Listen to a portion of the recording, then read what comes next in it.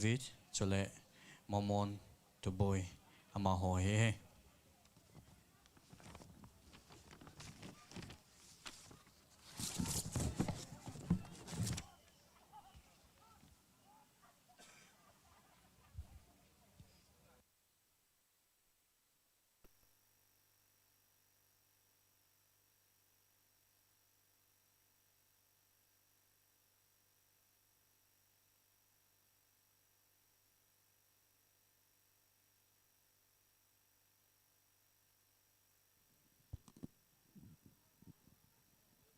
Hello.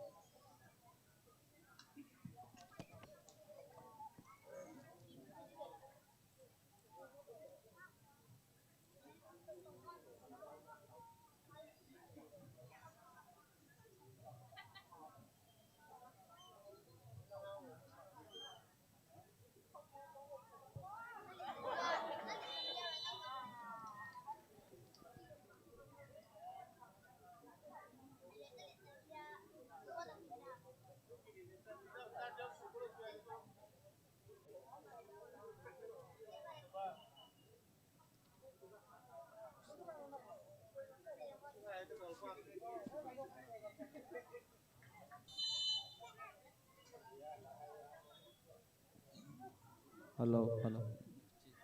Hello. 2000 Churchanpur FC Akona Raju by number 10 in goal Hoita Choini Khumpi Kitawe Cycle United FC 2 NC VFC 1.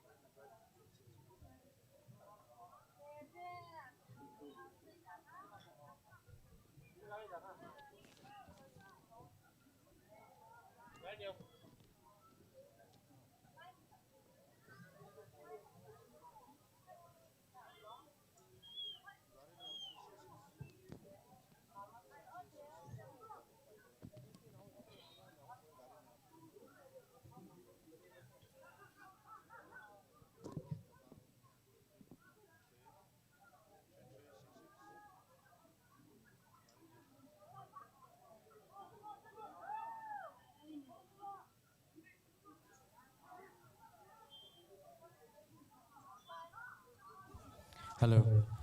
Garineo, the office coma ke kham 3366. Ichi koi garineo ni uham lungseta anai tol to video wa committee ho kona team nei. Garineo number 3366. Lungseta nai tol to video wa avel vela team na kahin nei we.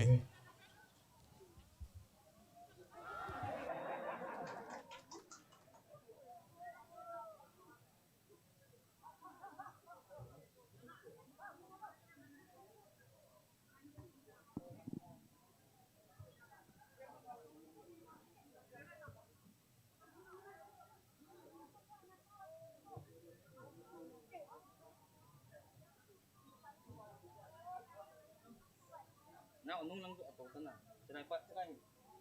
tổ này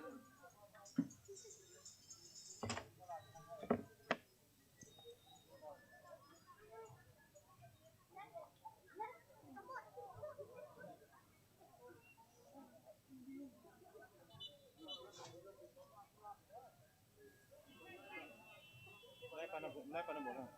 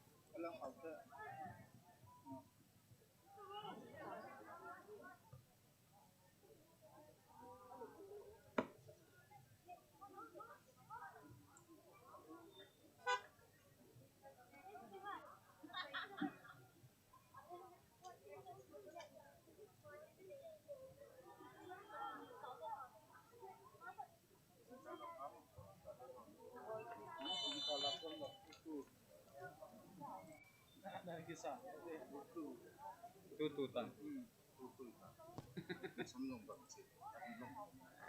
hay talong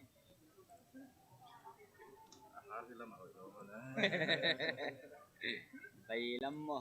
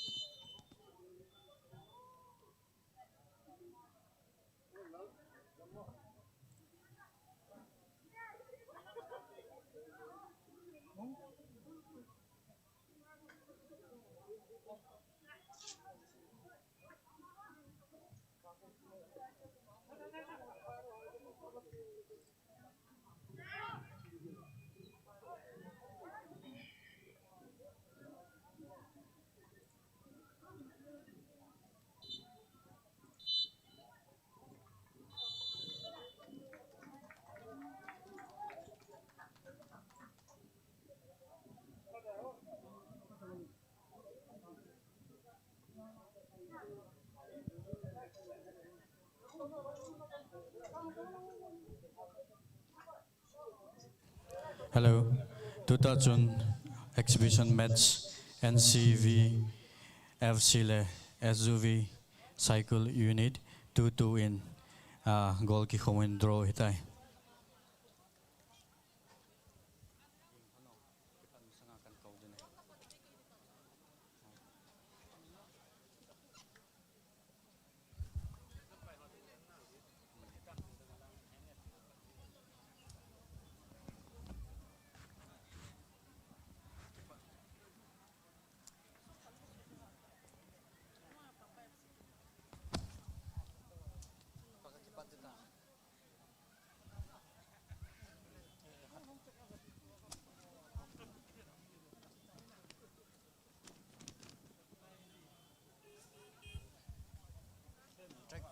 Masanga lakan nakiko. O James nang nakiko tana kan kau di chon to.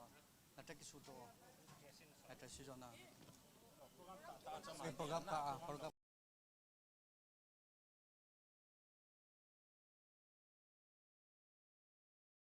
Program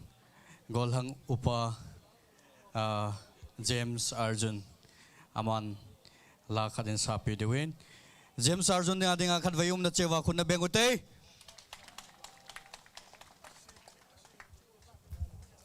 Chole dunia guest ai pan PDO chief guest Sri LM Khaute IPS Director General of Police Government of Manipur guest of honor Sri Thangkusai Guite Chief of Z Tonjang Village General Secretary Guite NP intending candidate 56 Thanlon AC Chole Functional President Sri Ledzamang Haukip intending candidate 57 Henglep AC Chole Chief Host Sri Khaipao Haukip Chairman ADCC President BJP Churchanpur District Chole Tunia Kolmanjut Club Organizing Committee Akona President hi D Lekholal Haukip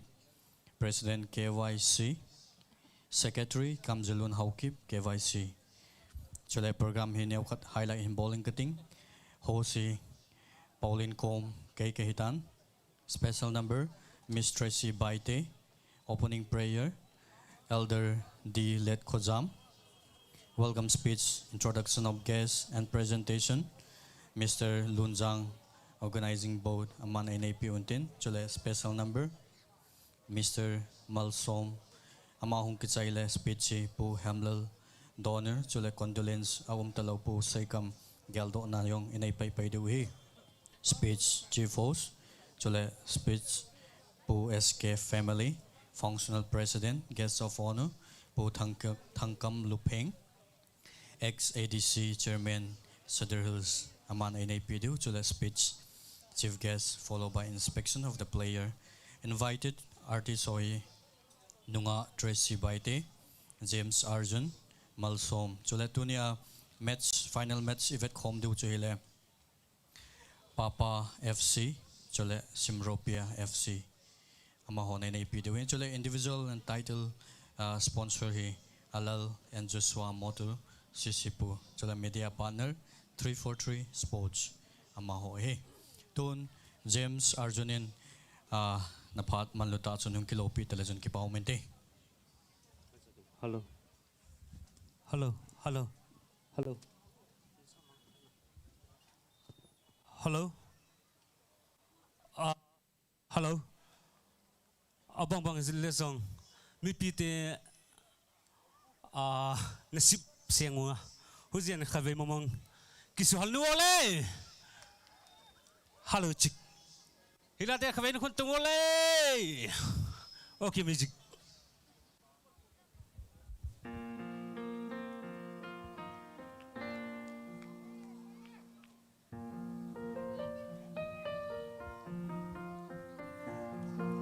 Trong bụi mê linh langi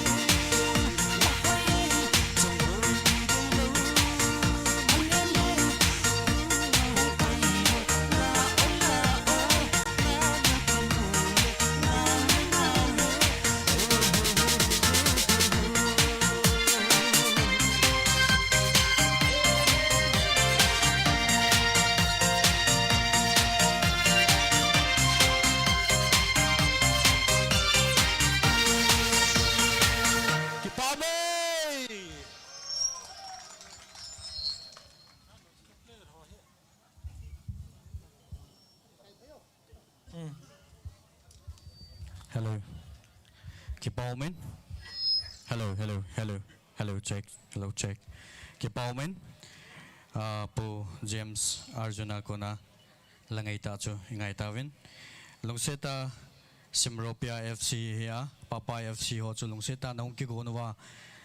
kigong sa dia mai langa he. Nataw na mun ho he nong kilo diwin tem na kahin na iwe. Simropia FC, Papa FC. Tun ekipot masangwin khatwei nunga Tracy ako na lakan ngai kidute nunga Tracy adinga muntina hongkal song yosen ikut khatwei na beng kidute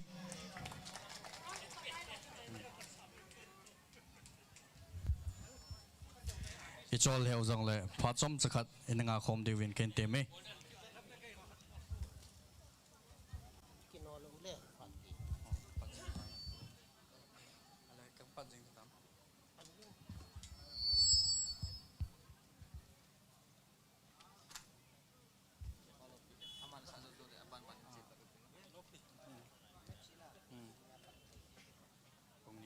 Nagkakipat dita. Inspection di sila po.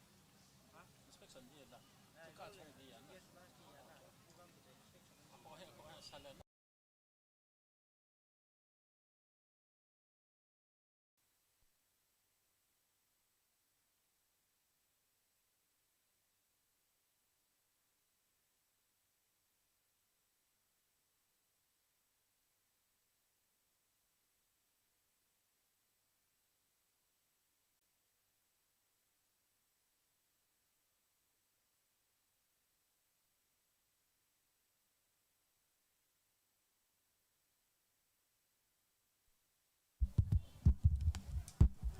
Hello, hello, hello.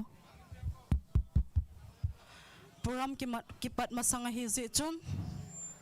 Mi pizo sin anaza sahin tin iding pachi sa kahin sa ding azoting le S.K tournament goal si lakat sa diwe.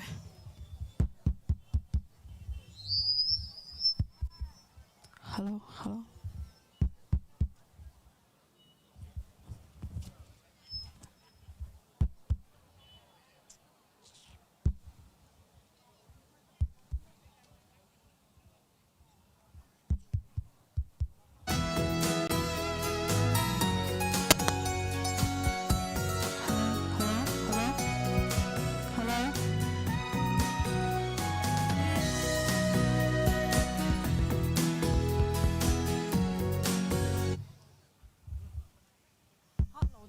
Hello, hello.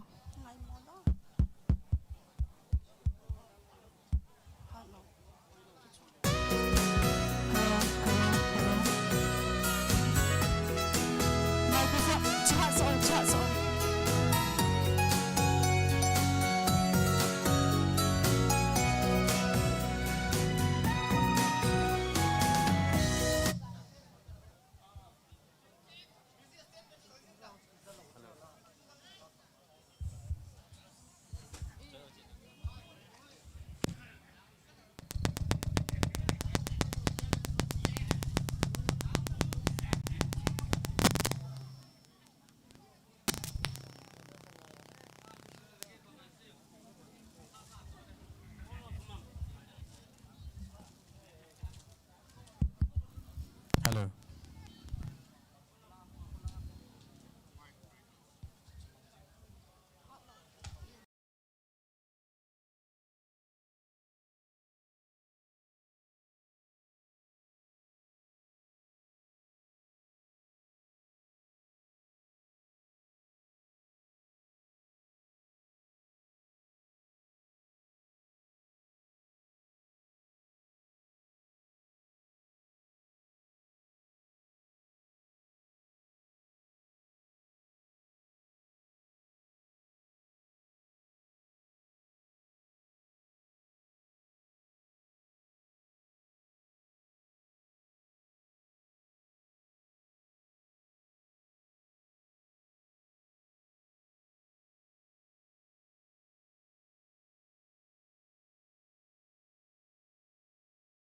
Zen hitibang phalpa phalhoi piwa heching hitibang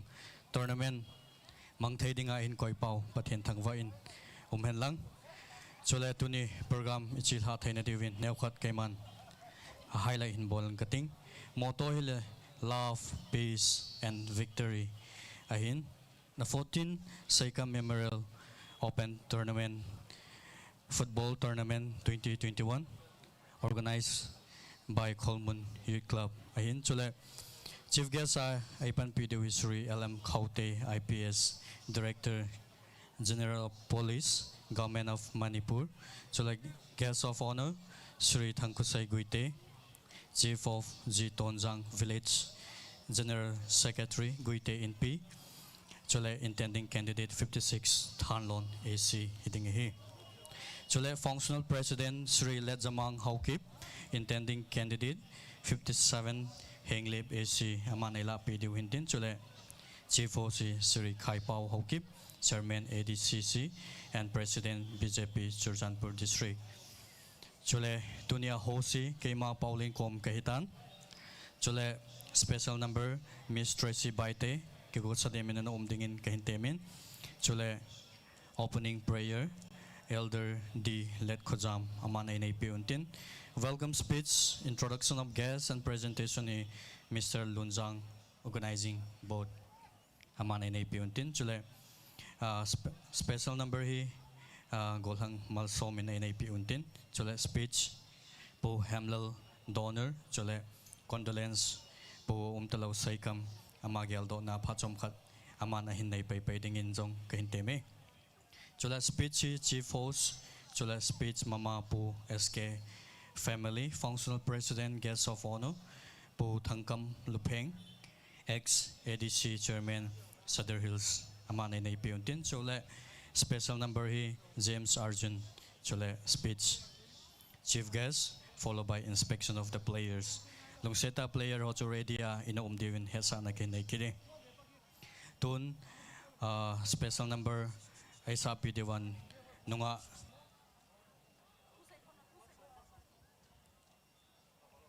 achuti dingale opening prayer Elder D Let Khojam ama phat kahin pe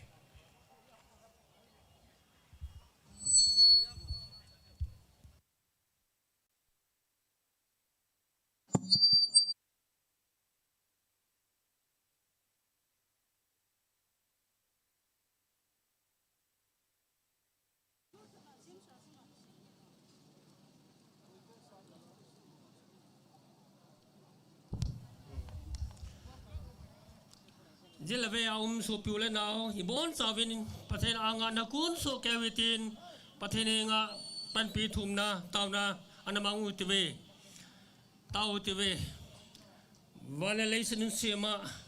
ke hojo sema hatun sa penom ga pawing ding ka pathen pakai nalung sina kidang ta na manai chanubin tuni ni khojong pakai na main ni somer hai ta na mane pewa phat pha ho pakai na mane pewa adi apakai phaso ta pana kana chi pijungu hichi pu S.K Memorial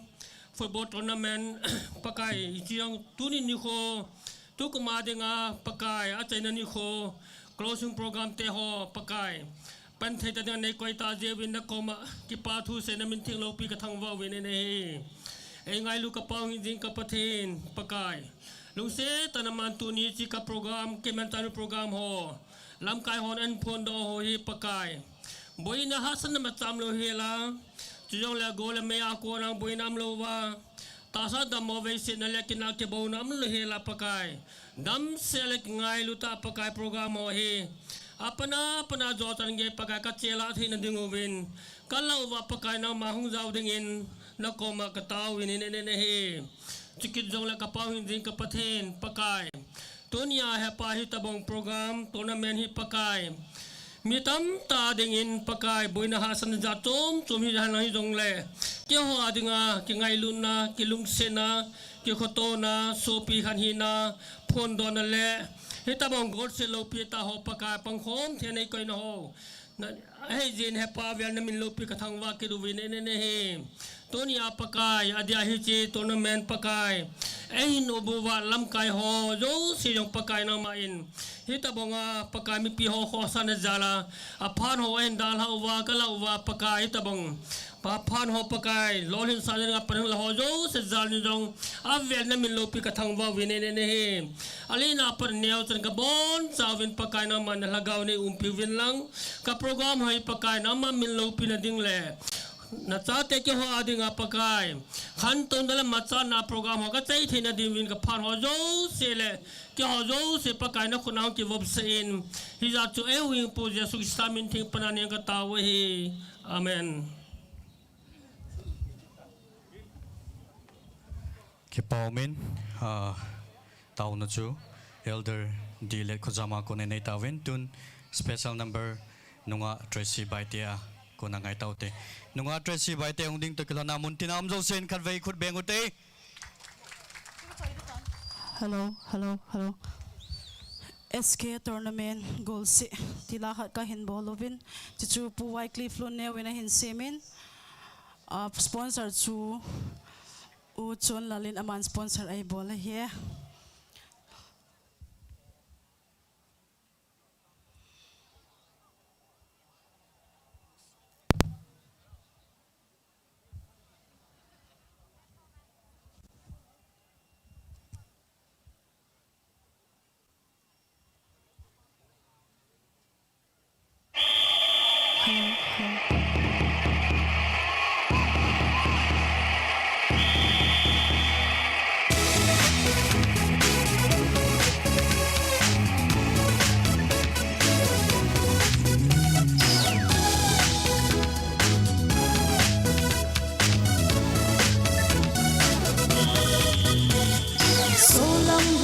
Sin le mau sa te hanga kan lo go con si tim le ha lai ho con nei lai pa cha bang in ni ching ho na ve ni hat ho ki ching hat min go la zo hat min go la la sa pi ki le pi ha hat kan vai lai dong ning ki kim boy la zo na hi Kim chát sa ki hát mai thei ki me ma hiam ki chang mai thei ki hai te kong se ka min gol zo ki chan chung zo sia lo oi te op na len kong gin at ho mi pi tong so gin at ho vet non ki chep ko se hi Samna ki pana hi hem ni ching ho na ve ni hat ho ki ching hat nin go la zo hat nin go la la zapi ki le pi ha hat kam vai lai lung ning ki kim boy la zo na hi ki kim chat sa ki hat ai thei ki le ma hiam ki chang ai thei ki hai te kong se ka nin zo ki chan chung zo sia lo oi te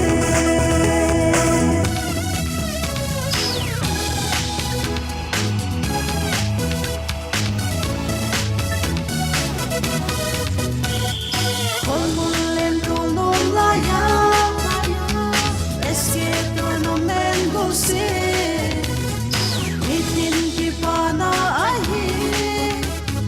sai khane te ya hana ching ho la ve ni hat ho ki ching hat nin go la zo hat nin go la la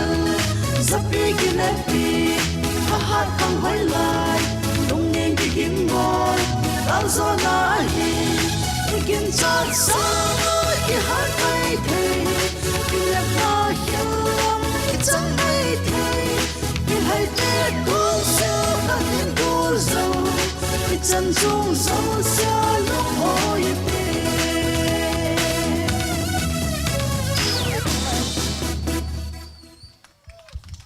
Ke paumin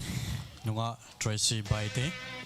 tun welcome speech introduction of guests and presentation ni pu Mr. Lunzang organizing board aman hungla pitale ke paumin te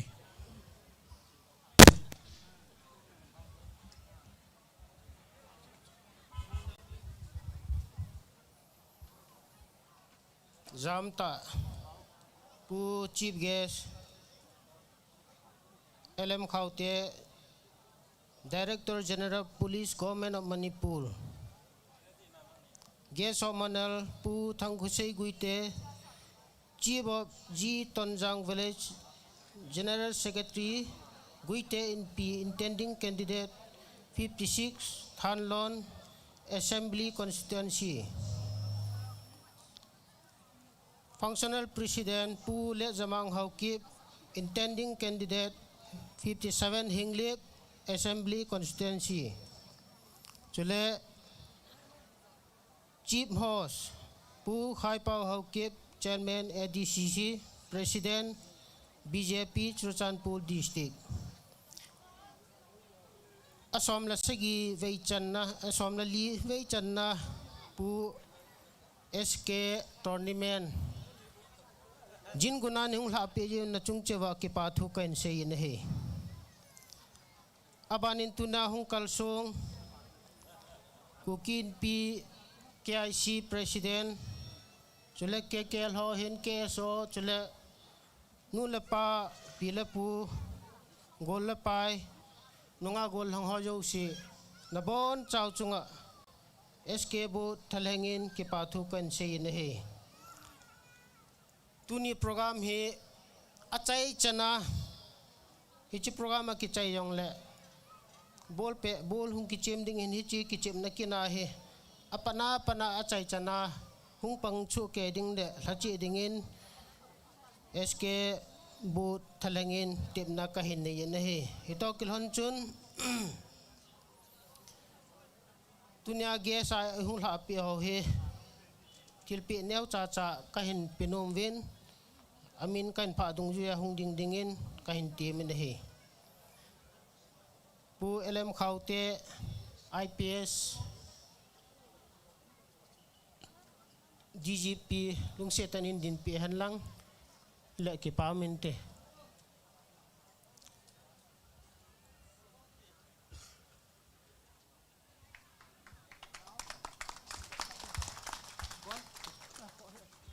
ana ding jing na lai han lang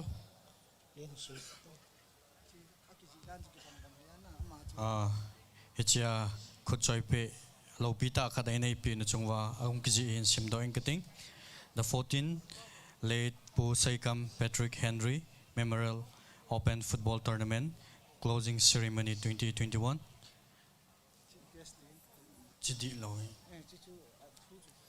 Chief Guest hai Pu LM Khaute hichi ai kisan pi leo ki pau mente abanin guest of honor Pu Thangkhusei Guite lung setanin din pi le ki pa min te jawa lekha hung ki pi hi memento tabang bong asunga chu ima gi nai lo tukum khowei chana na china na wa nau record pate chana ki bol ding hi chi hi am lai sha he ne gel ro ni ding wa ka hin pi o he abanin functional president Pu Le Zamang Haukip ding la ki pa min te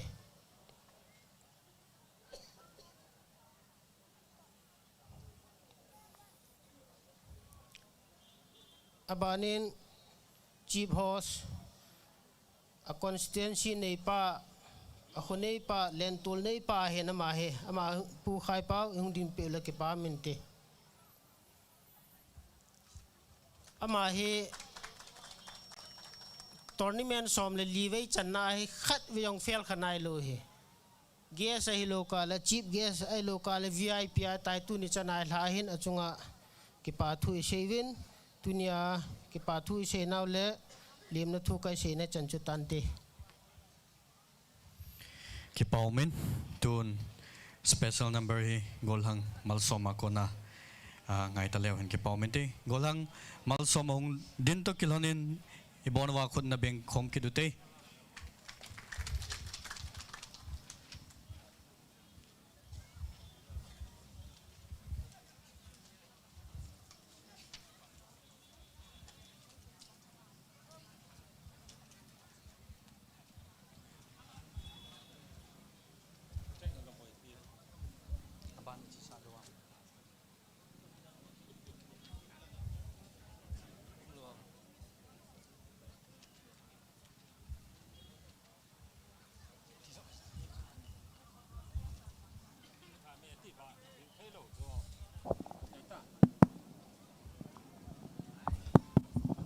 paumen SK boot ho am hon hen dil hen tung zuivin pu Michael Lun chan asa goodbye number 4 latun sangkate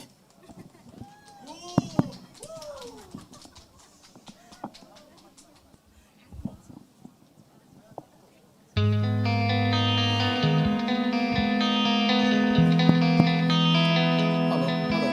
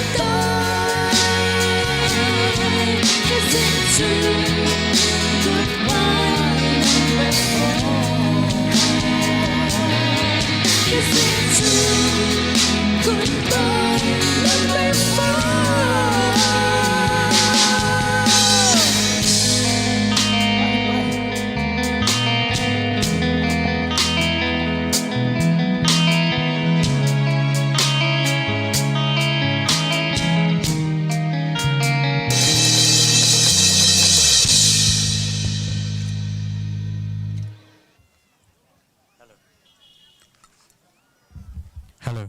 hello, hello, hello, hello, hello. Kipaumin, golhang malsoma kona. Goodbye number 40 la choi ngai tawin player ho dia player ho dinga khangtha ho dinga kitil khona ta la khan hin ama chunga yong ki pathu ke sain tunia I kiman lona pen thupi pen phachu iman diwitan pu saikam condolence le chole speech som chai ne nei pidu pu hamdal donor hin ama hungding masangin khat kasai nom ke chule pu SK tournament katile hingsot han inati diwin sub diwin kadai mi pi ose ki go sa demin no mutin silanga hian lang alai lang hian lang silanga hian lang ibon se ke wa ene ki go khom diwin ka hin temin pu SK tournament na sai no bana ki palo ham khavei to sai ki rute pu SK tournament ki paumin chule tunia guest so hi ama hoja lo hing hin je chuna ma hojong khowei kit le ahung kai thei kin na diwen ma hojong dam so ren tiju in the sub kit diwen kadein tunia ahung sa se guest so zo se ho hi dam so ren tiu na tunia guest hung la zo se hi ki paumin tun pu zaum ta pu hamlal donerin pha chu hingla ta le ki paumin ti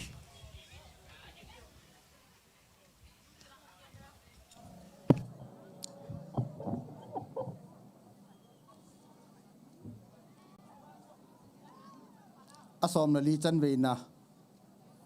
dam nai puilo no pathin lo pin chang han lang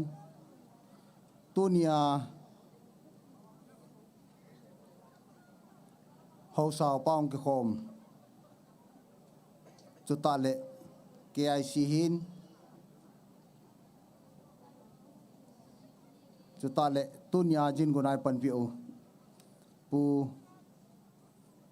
LM khaute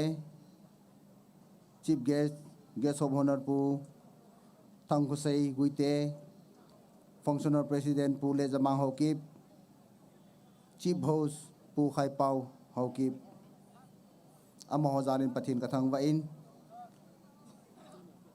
Tunia Hitabong Club Hojo Sin Hiji Sport Hiki Bolong Le Participate Club Lawal Lord Hing Lo De Hin Tuni Jana Team Somdi som ngati ikisu khom wa na ho in hichi club hichi sport pu sei kam sport asom na liwei chan na pan na la jalwa lo thing hi ti kam muji in tunia kim team ho yo se chunga yong ki pathu ka phong ki ni he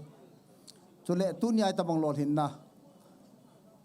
hichi sport final ni han lang opening ni yong le alti sa ki ko ho yo si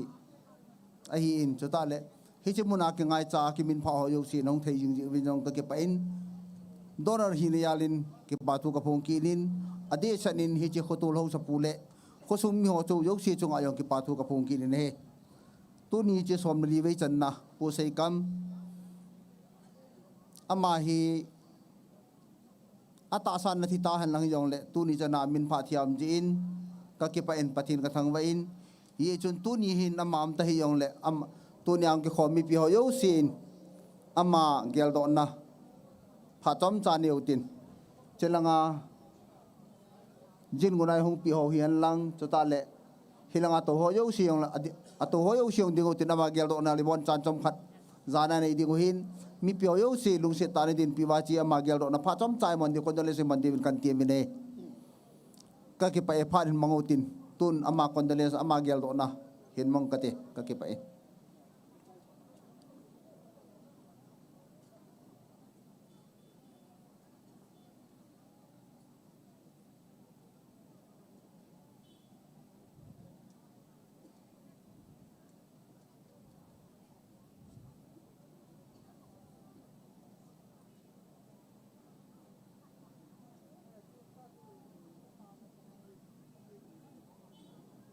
khai ki pa me tau tau te tu ni na ma hi ata sa chimuna ta hi yong le ato khom pi anoi do kan hin to kel honin to chan pur hi chi khol mun khutula hin 2000 in akonin hi chi sport hi hong ke bolin ama gel do na le he jing na sport hong ke bol na hin ka gelin ka hele hi chi khosung mi hi di sanin ke adinga hi chi organization adinga hi KNFM chi adinga hi chi khol mun khutul hi hopia ka ne hi to kel honin tu ni hin hi chi sport hi tu ni chan kamong thein la ka ki pal he jingin khosung mi ho yo sin pan line ju klobin pan line out 13 pan line ho sa puin phalpi na ni vai tabang ko sunga ko nai tabang sport achil ha jing ka gela kai le ka ki pa in ama hon mun la phari pi ho to gel honin tu ni chan hin hi chi sport na han boi na ha san na gi chat tia na kina ke bonam lo ji injong player ho yo si chung ayong ki pa thu ka pung kin na line he tu nya ka si do num ki khat cho hi ale pusei kam sport hi memorial team hi phat chot ta 2008 na ko na ki bol na hin memorial team hi na ki khain tu ni chan hin na ki khain 2010 chan hin na ki hongin 2010 na ko na memorial team na ki khain an jong la tu ni chan hin agu ga la bol hi ka na ka tu ni papa FC ki ti hoyong hi ivana le memorial team mama hin apa min na phanom le na apa thei pun a UPM de le bo na ko na ki kha kha ji hin apa min han lang asu piu na min jong le hi ti hoyo si hin tu ni chan hin lung na wa se la lung ko khong lo ten memorial team ha sem jing win la ka gelin ka hilap ka pun le jingin phamo ka sal he jingin an jong le la tunia ki padana lung ko khong na diu khat ka sei ding hin hi chun tunia ko na hi memorial team hi 2010 a ko ni 2008 a ko na chi sport hi kana hon an ki bol pan hi in kholmun juk lam holam kai na chi sport na ki to gp hin tut kum 2021 chan gi hong ki chi yung pi hi to kilonin 2010 chan hi memorial team na ki khai an ki hongin 2010 a kun hin an ki kha ki tain tukum 2021 na ko na hi 22 a ki pana hi memorial team hi ki hong ding tai ti tunin ka phong do kin na line he hi chi tunia team hole club ho yo sin tunia ki pana hi na pa min lang na pu min lang na ngai lun na so piu no na law a chi min hi ong le na pong thei tai ti donor hi da jalin tunin a verin kan phung do kin ne chule hi chi price hi dang kala khat cash price pen hi pat chom khat hi cha ding dan na lai ding hin chu ta le second price hi 70,000 second price a hi in hi chong pat chom khat ding dan na lai ding hin a ye chu hi chi sport hi kum khat kum nya ki chai ding hi pun 25 years kum som mi langa ka chi pi go do hin kum som mi langa chana hi mi pin ni ngai lut wa chi beu te ti le chi be ding hin a hi lewa le hi chi sport hi kum som mi langa hi nga adinga ka ki gel ha hin kum som mi langa chana phata che pi ding kum som mi langa ko na hi ama song phata ta do a nga ding ti ka ki gel ha na ka hin hi chun hi chi phat sau pi na lai hi to kilonin maban sau pi ki che pi jing na lai ding hi to kilonin zani khat winin tham khat ki nil na tham khat hi chi sport na hin tham khat omin nong phalo lai hin hiong la tu ni hin tham khat donor hin jan ka sei than nom phat om kin na lai in hi chi sport chung chang an zani khat wini hin tham khat ki nil na red ka ji hin tham ki nil na nom khai hi chi chung chang thu kan sei ding a hin hi chi sport chung chang a semi final nia red card ki mu ki ti hi phan ma sa yong chuna nom khapor hi yong le tu chung semi final hin tham khat bot long hot ta tham ki nil na hom khai hi yong le hi chi donor ka hi na to ke honin tham ka sei thiang num kin na lai in red card amu pa hi tu ni final player hi ki chem thei lo ding hin a ye chu jan la yong group ma ka sei tan hi yong le tu nia mi pila ka sei do nom kin khat chu sim rupiah ten namang nangai ma lo diu le asia na ge lo diu khat chu a ye chu ama he red card mu to ke hona chu tu ni play mu thei lo ding hi a ye chu bor ho chu an loi mo lo ding u ju ka ho chu an loi mo lo ding u hi chi hi dollar hi do la hi da na hi tia ki chi pi pa hi ni su ke pi lo di tim na ka ni ki na lai ne a ye chu nang ho di hi ni ku mang champion hi win tu kum no final kai ki na hi win no ho di hi alung len ding na hi win hi chi sport hi sim rupiah te hin kum ni champion nan da lo hi tain ni ko min champion na lawin tu kuma hi na da muwa na hi wa ne le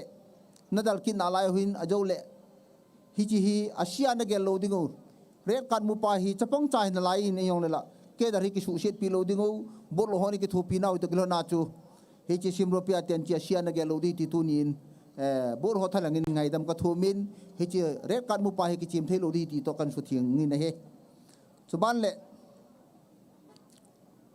hi chi sport chung chang thu tham ban se bian ka ting la hi chi sport chung chang thu sumla pa ja ki tong hi pun ngai lu ne ala ki tong hi ti he so kevin pu sei kam hi ama sport na ngai lu hin ama dam lai hin sadars langai sport club phat na ki sim hi chi sport na ki sim na hin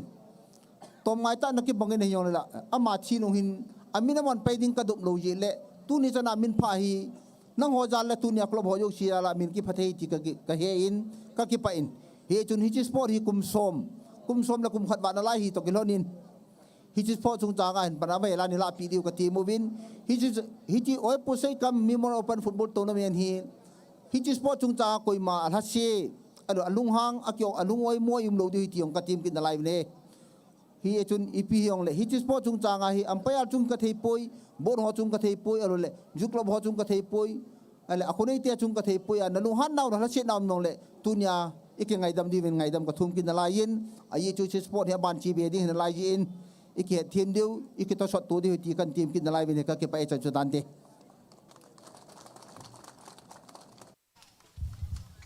ki paumin zaum ta pu hamlal donor aman phachu aiman pitawin tun speech chief host Sri Khaipau Haukip chairman ADCC president BJP Churchanpur district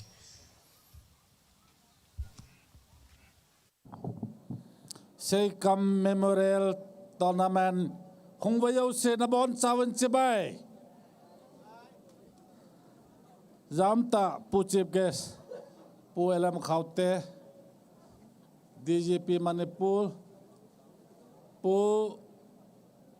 Le Jamang Haukip intending candidate Hinglip SC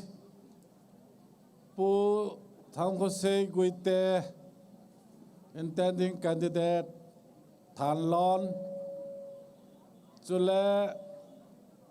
mi tam jong lewan kukin pi president pan yu movin pulet pu Chubana Khotul Hausa pule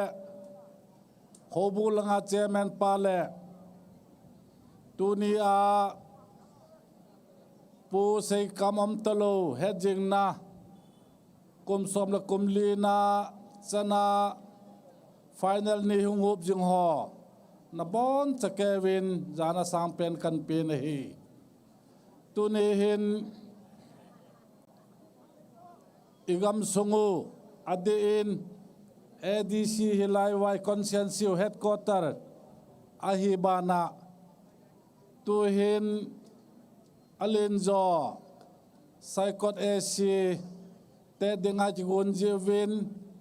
tu ni jong hin aniel ha lowa sunjana khai pau ti ma ke pedo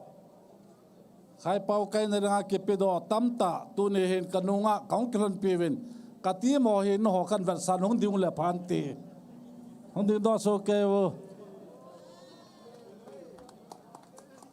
he chang hin tu ni chan ge ya he BJP flag le BJP lukhu chu khwa I consensus sai kot pumpi viluhin hito kilhonin tunihin kakipa ta janin pusay kam tournament bon hoin kehi pathinin elung sinin pusay kam memorial ke patlaihin kukin pi president kahin anathin sun kanapangin abanin Phatom Khat 2010 in no lungsin nawangin ADC Kholmona tamni nei kai sawin pathen phathebo na changin tamni sunga chairman ni ve itu win tuni hin akki honni chun chief guest nei kovin ai le pleasure teni to bun home me to ka hi jewin kana ke phenin bon hon ilung set be se jewin final ni yong le na pan kit de ti wa te hi tu chung ta ma ni ve yong pang ka hin hi ta bang golden chance pe jivin bon ho cho ke pa thu ka se hin je nam ta le hi che pu se ka memorial ke bol na chung chang a hin pu man la team ho ka pa chama ma jengin kum thum ki jo mai bol jong le ki kin man a hin kum som la li ling ta yong akin au ki ja khalowa final ni le manipur sunga ke ke ti ho kisu khom ni hi jing ke he saikot te le hormon conscience te dingen pu german he su mil the hello milo pi lungel them ule naw ki mutuna ule naw ki sutuna ule naw ki mel he na e bol pi jing je win pu se kam in sung mi le agam sunga khonei era mi ten jong pu german sunga pachan na le phat seina lo pi ta kan phong in hi hi je chun tu ne hin holim sol lang ne muda dio hin la ka dei chu na lung se naw kidang ta me ya tam ni adc ne kai sa na ba no wa 2022 teng le sai ko mla te dj win na lung se naw sang pen ka ngai chan nen sung tin wa kong yo pun na khotinu hin phayong leng namitin kap mu yo lo jin tu ni a hi chi se ka memorial la hong kal son zo se kamin mo kamit the thu halloween khai pau he lungsiet the ai 19 nei pom pin thi ka taw na thu pi pe na hi he to kilonin ke jang keu se pong ka ten tu ni he kidang ta me yen a ko yo se he chief guest pau he chura chan pul conscience ding de hin pu thang se than lo na din de le pu le jama he le ma ding ading gan chang ke hi je win ken ke ya bo se lang la se de we jin amo se yong he a kendra chi wa hung hon an lung se te ten ti tran se no me he chan chu chom cha golden chance kan la nei han lang phat ei pi ho chunga ke pa vet sa nen bon ho hung han lang ama sen yong peng ka tin anu kha ni yong peng a ti thong kon ka hi bon lam ka kha nong le pa men te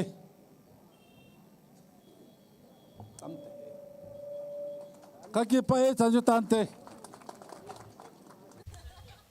Hello. Kipao Min Pu Chivo Sri Khai Pao HOIKIM, Chairman ADCC, President BJP.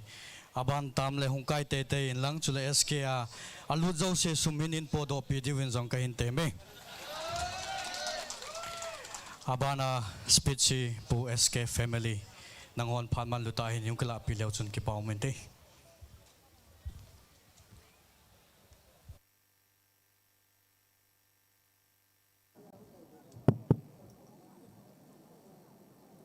Zaumta, who chief guest, functional president,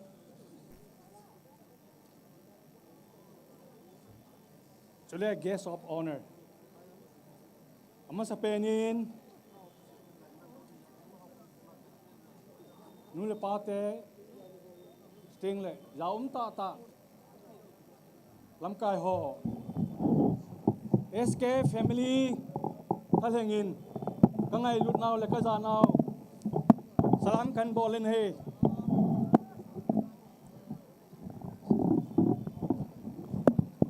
somne live chan na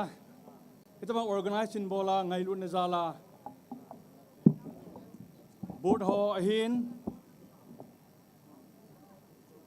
kum somne li chan gya hin bol the hi ngai lut na be ya the a he pon sumle pai chutel thal yung tam ta an sumangwa tel abana yong chi jom na lai dinga phat te ho alo lek kum som la khat chan ngei alhom pe na chi dinga lam kai punan phun no chi jata win soyo se ngai luna hung kon he jin ama sa pen penin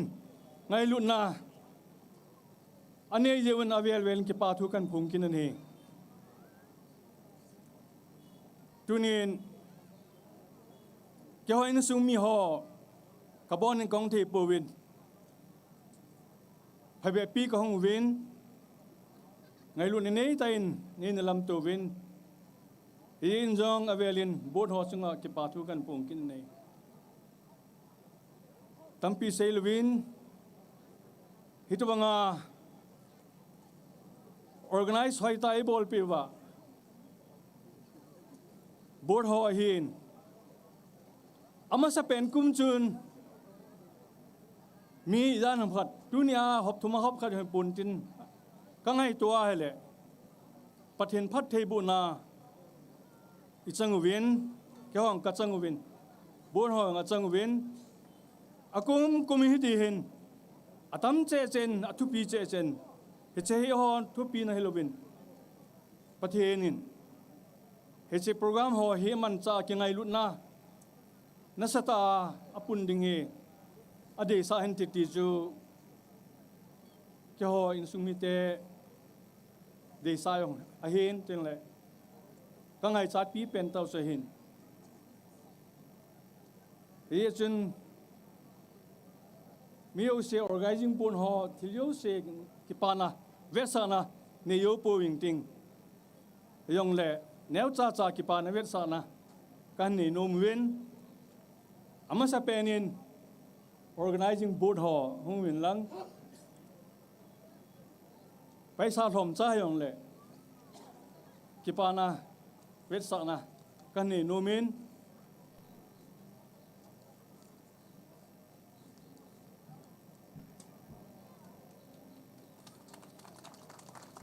Chuting le donor pu hem lal hung hen lang cho in sumi akuna hung han kasil pi nom win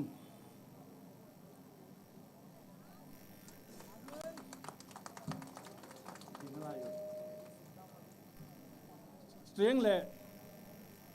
dilham naute kenoya pa hung han no ma hin hung tha theologian ama hin memento khanan thone ni che lung se ten ya pu paulin hin sum do pe hen lang pu hem lal dinga che memento khat an thone hello kipa thilpe pu hamlal allies german hichan geya naloipa nagolpa nangai luda tuni chana navet sa jing je in kakipa naw sai zo lo hom jinge mabana jong pathenin nangle na insung mite phathei na bo jom jingu hen kakipa e na u pi kip gen le a insung mite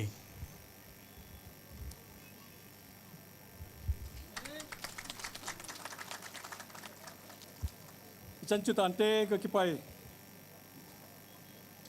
kipa men tua speech in la chu pu SK sai kamom talau a upa let boy a hi e ama chunga kipa thu ki sai mi pin ikipa naw khut na beng khom ki dute tun functional president pu Sri let zamang HOIKIM intending candidate 57 Henglip AC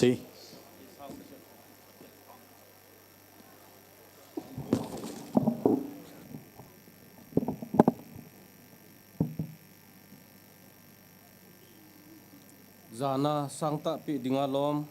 chief guest ai pen pi pu alam khaute IPS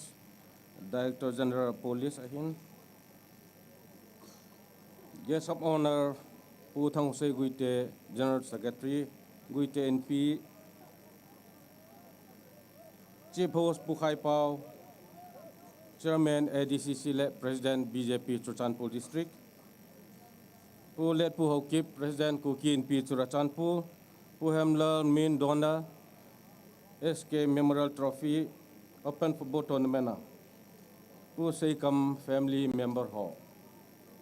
Hol Manjur Club lam kai ho hislai khosung ho sapu ong khom lam kai ho zo si player ho zo si pilepu nu lepa go lepa adia media team loi lepai te ho zo si na bon win zana ka hin pe na hi asom le li wei chen na SK trophy a ke jong ding thia kam jin ade den dam nai pi pathian ka thang vai na hi tu ni program event le sim rupiah ho hi defending champion hin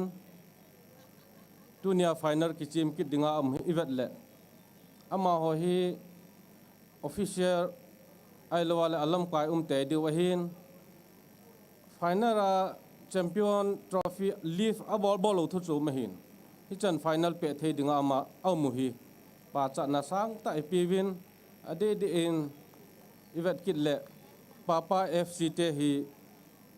S.K tournament azau na masapino wa final pe the dinga mu jong hi pa cha na sang ta pi win hi tulaya football hi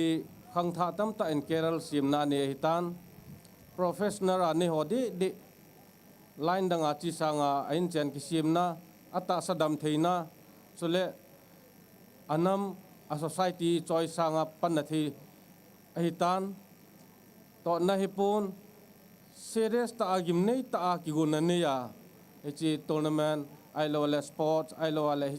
ki chip na lampong hi khosa na sang ta ipi jiu hi de din chorchan pura hin tournament tam ta am jong le tu le tua kum izan ham khat sunga chorchan pula tournament min thang dom pina la azau a hitan igela le SK trophy lamkai hole organizer hol munjuk klam ho ahong thasit kha duty ja damin aki chim jing ho player ho zo sile hol munjuk club ahin adona ho hin pathinin phathei bu jingu han lang kumkit le chi sanga thupi zo zo in hin ball kit le team na jong inei vin hi azawa papawin campaign in ball pi chu ken jong kan support kini ye chon pathin phathei bu ding dei sa na keu halloween organizer ho hi ken jong ka ki pa pi vet sa nan thil neu khat ka penomin ke phat hi chan chu tan te ka ki pa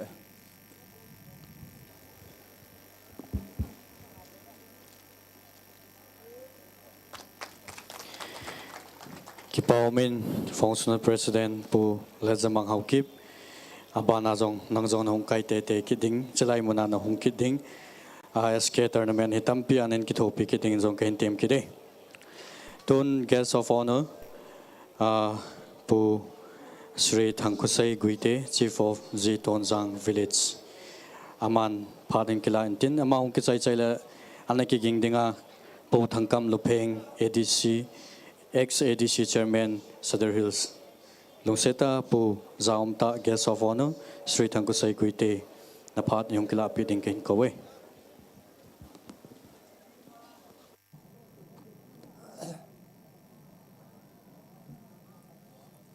kilang so point lang khat kanung kanganin kilang so yap le phaden tu ne hi igam sung bol na dinga thulo pi ta kan sei do ding hin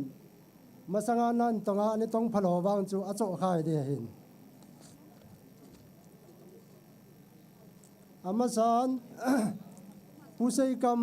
memorial topic board ho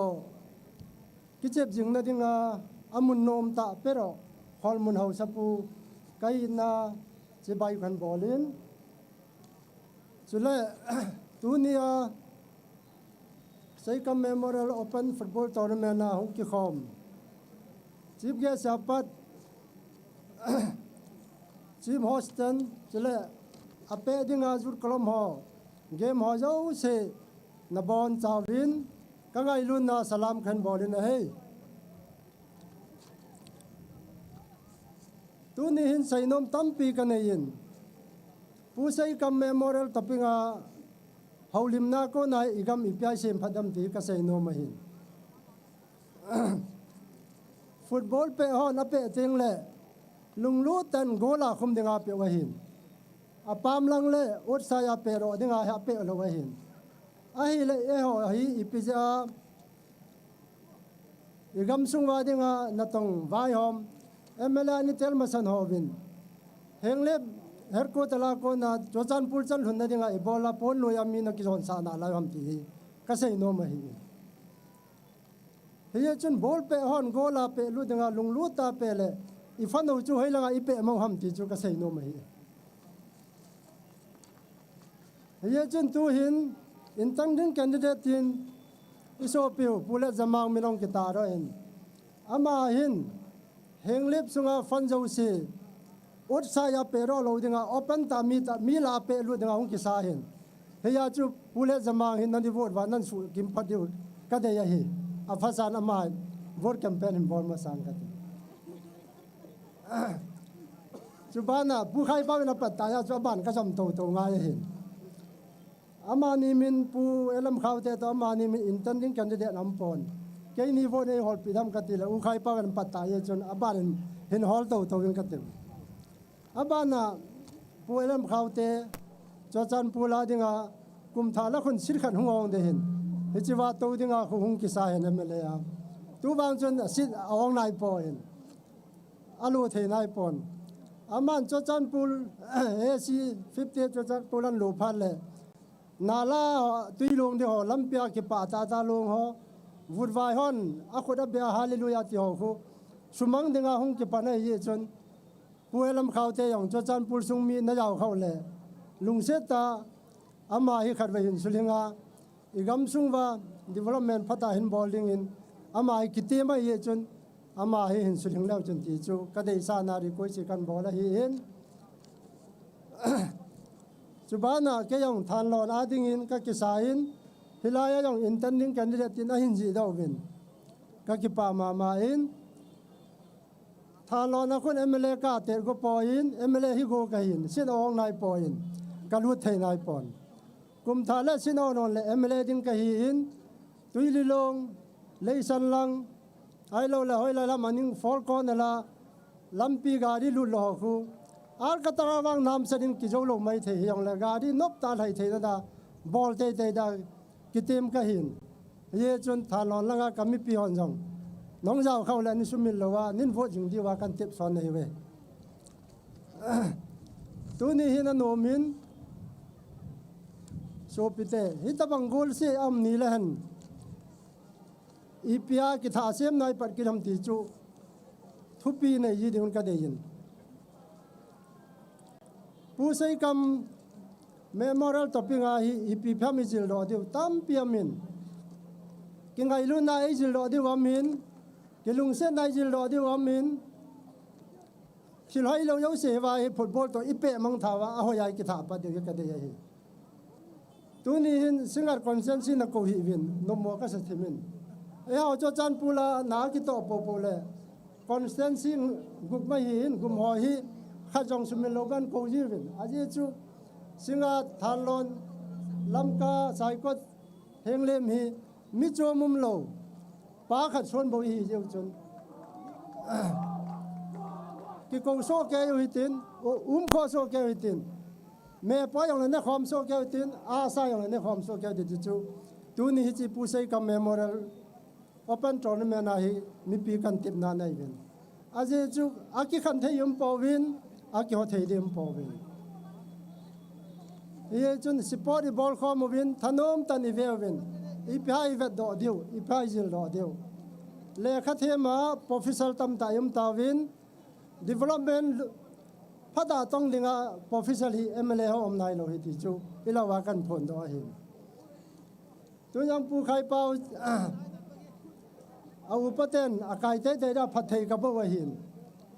มีปีหอนนั่นไก่สารว่าละนอนหมอนักกิปูดิวเจ้าว่างจะไก่เตยได้พัดเทกับบัวหินอามาอย่างว่าไก่พัดเลยคอลมุนกิติดคอมนามีปีลาคอมนาจุนทาเอธานากิตุบตาไอเราเลยสายกอดคุซุงสกางสายกอดลังาว่าพัดตาบอลเราเลยกับอูจ้าไวฟุตบอลปลาในเปดิวหินน่าต้องเราจุ่ม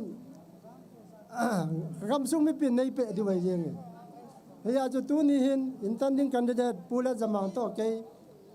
อามิน้องกิตาลังเห็นฮียองเลยปูเอลมข้าวเตปูละเลมังกุยข้าวเตยองฮีจวดจันปูละกันเด็ดนะฮี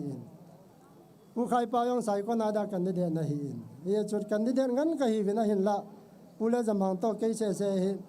นินตาเราเห็นเกยนี่จนเกยนี่วนในหอดปีเดตากระติบมันเห็นไอ้ละปูใครปาวินกระบอนว่าดิ่งอินเต็มนั่นในใจหิน อาจจะเป็นผู้แฮมละลินกุมสมดินลงอาบุบอลิกติเวตินอิปราจิจุนบิตุฮัมเกันจังก็จะทอจันหินบอลิงกติงเกยนุงเลยองอุลนาเวนจะทอจันหินบอลวินกิที่เจจะผู้ใช้กำบังอามีกายข้อมุมกับโลวานั่นที่โลฮัมนะผู้ใช้กำมินกุมสีเลว่าคนมุนเลนตัวลิมเสร็จนะไอ้กายข้อมุมอย่างนี้อามันอามันทำไมจีจวจันปูนมีปีนเหตุเดียวให้อีคอนสแตนซี่เอาอยู่เสียเลขาเทียมมอยมตะปอวินเทียมโซแกอยู่วินไอ้ยันละนัตโตลังอาเทียมขัดจังกี่เพียงนายโลโจไอ้ตลกกระดังขัดจัง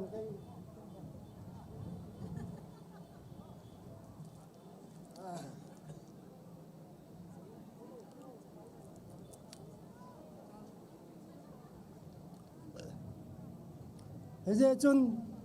ตัวนี้ให้ไล่มันอาขวัญมันอาคิเจมโกลเสียหอเวดิ้งหินอีทิ้งหลังคำว่าMLAหอจงหินมีปีนอินโตฮิตบังอาวัดโน้มดิ้งหินปันละเท่าหิตินกิท่าเสียมุหิตินกุมสมลีเล่กูทำให้MLAในทาวินอิสราเอลเตอียิปต์มาชัวอัมบังอาหอยง development ว่างาฮิกิเคลท่านากินเอโลอาโอเดนีวินยาจุดจุงไอวานินกูหอยกูเดลโลอาทิ้งสิชัดไกวินแกยัง development พัฒนาบอลลิงจุน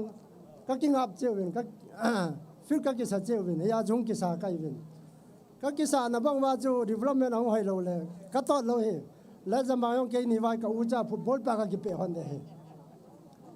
อพอยมาจุดตุนไซคอนคอนเทนซีช่วยเลยการีอะไรที่โชว์แกยินสิงห์เฮงเลมทานลอนกิติหอตบังฮิฮาตาอีเกลขอเดียวงายินแกหอยองโตดิ้งก็เฮลโลเลปูเอลัมข้าวเต็นไอ้ปัสไซประมังนั่นโตดิ้งนายตาอินทิลเขางายกิติลเขาโตดิ้งกิตสดโตดิ้งอีกกาลาว่าแกฮะจันนั่นแหละกิมูเซนนายอิดาลาเดียวฮิจวาฮิเลนโตลาฮิกิโตตาฮิไลมุนาชิกิมาอิเลนขอมบงวาฮิจวจันปุริกัมซุงฮิองวาลุนอมเลอันจุดข้ากิปนากัตยอตินงาฮิ development fund ฮิอิจาวบาฟุตบอลเปออนโกลสุงาอเปลุตเตยกดบังไงอิมิปีลาฟันอิเปลุตเดียวหินจอจันปูลาดิงินตุยลาลุนดิงครอลอาซาซาเสมังลุจินอังลุจะเลอปอนักกิเทยิตลอจออังลุเลนิวสองกิจินตินอังลุตายกิติพาเลอิมิปีฮอตุยจดิงดิมเซนาเลเลอักรอลเฮียจงลุนาอินตินาตุยเกเฮปอลกิโลมตาหอยลังอาไทยบังจิมอาเกงลำเลวกติงเกยกะลุงดงอาดงไงเฮ้ยจุนตัวนี้ขอลมนาผู้ใช้กับเมมโมรีลาหงที่ความเจ้าสิมีปีหอเห็นลุงทิมขัดเจนจิงขัดบอลหิตินMLAหอยงเจนจิงหิตินนัดต้องเทียมเราหอยงเคลเราหิตินนัดต้องเทียมจ่าอาลุงลู่จ่าเตเสเล่มีกันเทหอมัวทิ้งหางกันมาลุนงำดิ้งทิ้งหางกันมานัดต้องหอยดิ้งอีกมีว่ากิลันหิตินปันละเท่าเตตีตัวนี้ผู้ใช้กับเมมโมเรียลทรอปิกาหัวเจ้าเสกันเต็มน้ำในหินตอนที่ตัวมาสิสอมละก้นที่นั่นนวายหอมเดียวนักกิลันเดียวหินกำซุงสมังดินนั่นเดียวกำซุงสวยนั่นเดียวน้าคนเอากินในหินจงจูสมละปายาโจเทโลเปียขัดไว้นั่นเบลเล็กที่เฮลจัดดินเฮจิจุลุงที่มาก่อยเจวินลังควันเล่าหิตินคอนมุนาอีกคนข้อมจึงบ่งหิน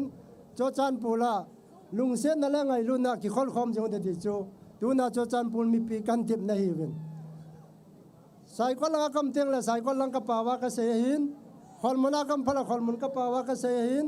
ลำกำลังพละลำกำลังกระเป๋าวากระเสียหินฮิจิจูน้ำขันหิวตีเกศในหินอักยอดที่ดิ้งมองอิมพอตีหิดูเนี่ยฮิจิไลมุนาหงกี่คอมหอยเจ้าเสียก็มากันพลละกันเสียหายหินฮิจิจุนลุงที่มากี่เคลนะมูลกรรมกิเคลนะเนวิตินเอโอกรรมดิ่งาลอยน์ออลดัลจุขันโคหินอีขันโคอีจ่าตูบเราเยวินนี่ทุ่มเราหลายแล้วตุการขายกิเตนวินเฮจีลอยน์ออลดัลจ่าเทียมเราเยนลอยน์ออลดัลกิติจุยหอดิ่งาขันโคจ่าเทียมเราเยว่ามีปีจะเล่นเราหิเฮียจนมีปีจะเล่นนั่นดิ่งินขันโคจังเทียมโมหิตินเอฮอดิ่งา DGP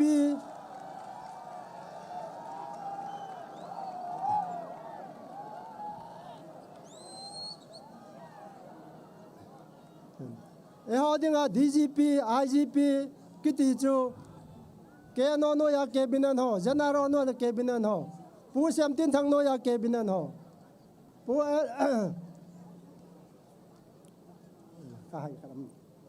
hi cho yong si chun gam sung lo no la navat tu mun hi ya chu lo no la navat tu ma khan kho to ki tu min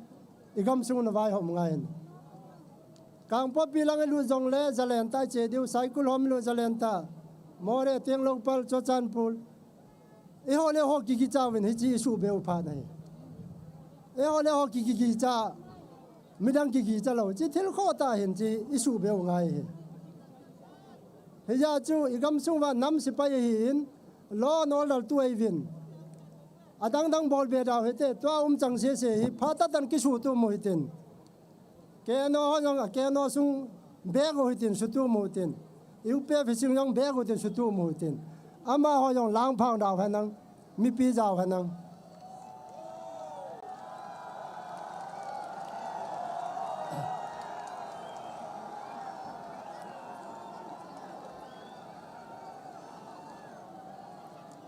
Thì giờ chú khăn khô cái này Ebola họ lại họ cái chăm thì tu nhà cái xây nó mà hin. Gam sung ball hỏi nó chú mi đang ý hay ra lâu ngày lâu chú, bil tí sang dùng lệ. họ bao thầy lâu ấy tiếp ball hỏi đam, ball thầy lâu đi cho, in phải là số phiếu không dùng là ball thầy lâu đi cho, họ bao kế tổ họ, cái xem tổ và khăn khối duy tổ này, khăn khối cái gì chứ họ đi cả lôi nó ra đi cho, cái chứ duy tổ và lại họ ngắm mà cho ra lại nam dương đi, khăn khối cái này ghé qua khăn khối ra thầy lâu ít bây giờ thì cho, cái gì nó mình, mà sang lại cho ít bút ban khối sạt lệ, thêm bút khát tổ, thi khen khát tổ. Thang sam di khato ki to ni chun khusunga ve tup selin tu la ya khusunga them pu dim se ai wang ki to mo lo na pa sa loi them pu choi wang ki to lo cho ma sang la ya khusat do chun them pu khat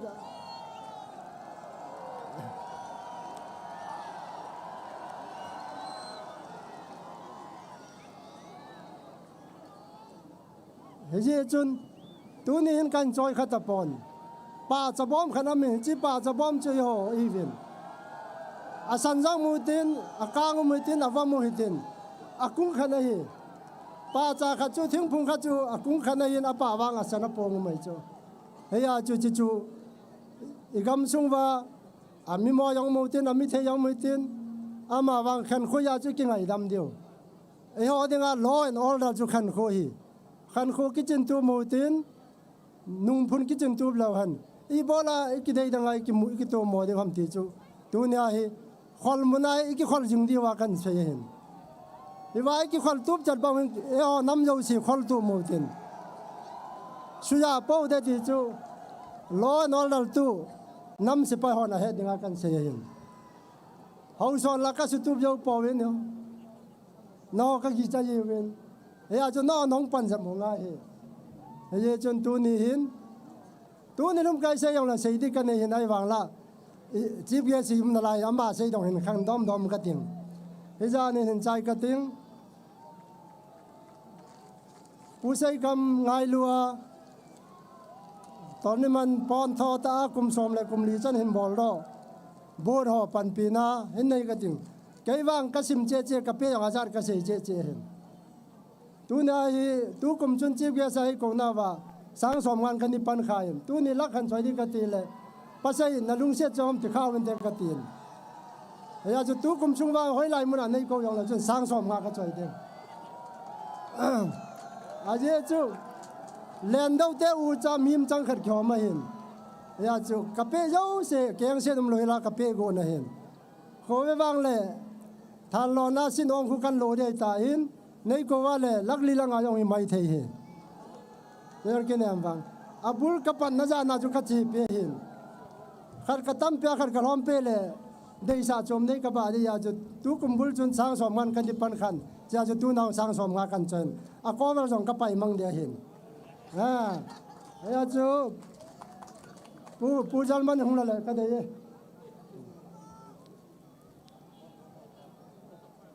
นักกินมอลเฮลีว่าก็อาจารย์ส่งก็เสียก็กี่ไปให้จานินจอยต่างกันแต่ละบ้านจาวินวางพระเจ้าวิน Hello. Ki Parliament Guest of Honor pu thangkusai guite hungdin layau lajingovin. Khowela hin kai tai tai ding tin ken jong kata sanin hung kai tai tai in lang chule kholmun ground i lungse ta carpet grass in ai pha pi divin ka hin te me. Ton abana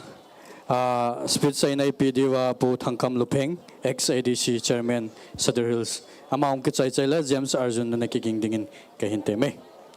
Chule player ho chu Simropia hiya Papa FC ho chu lungse ta radian an umta divin ka hin te me.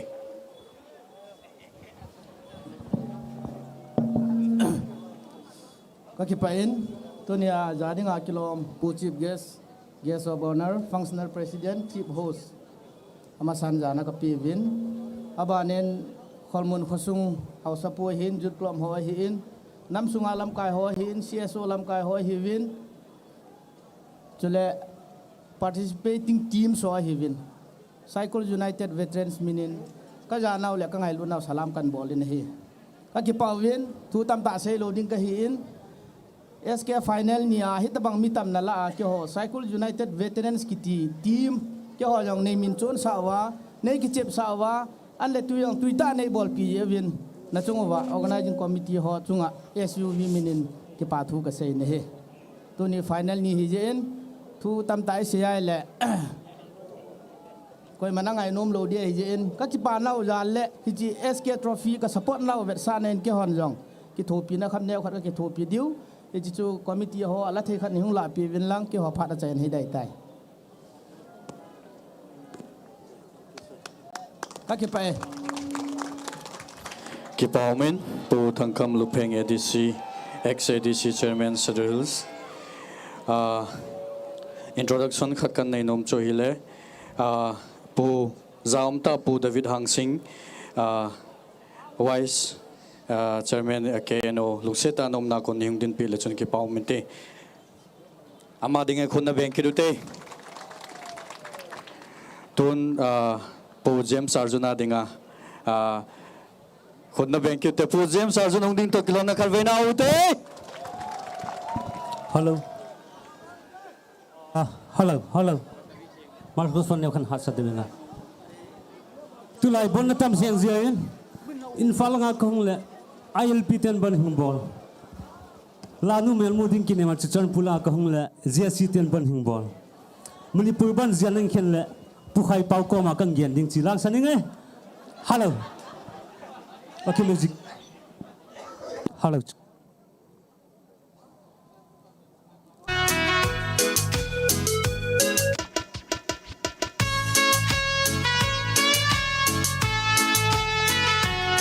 Kami kunti mulai.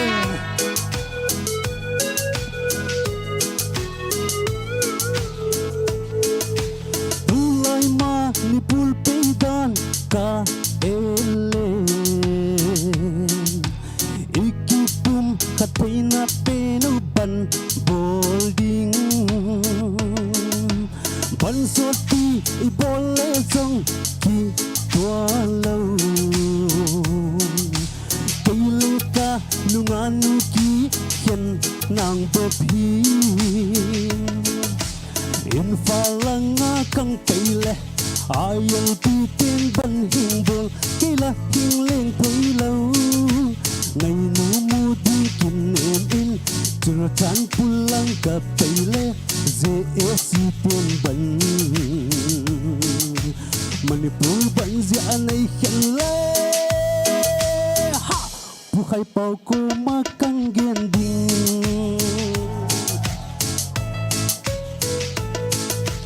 bulai khang ki hilta nungate sanganupi te mel hoizo bulai khang ki hilta upate sangat tapi ke bol prizon in falanga kang taile ayal pitin ban hing bol kila hung leng thailo ngai no mu di kin emin chur chan pulanga ka pile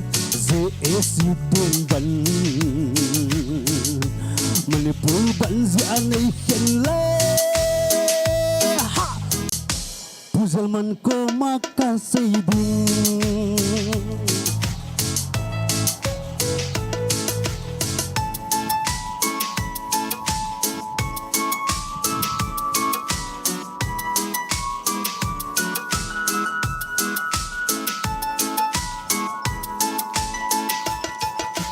Buhay kang kihilta Kang balti sa nganupi te boltizong Sang minot na haule na mel hoy ding Jeng somnot na haule auto driver na tanding Infalang akang paila ayaw titin ban hingbol kila hong leng kilaw Ngay mumuding kinimin Tercan pulang nga kapile Zesitin ban Manipul ban zianay henle Ha! Disi pipa ko makasayding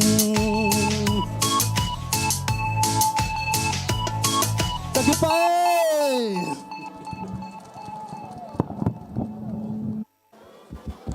Hello. Kipaumin po James Sargent langay ta BJP la isa piwin.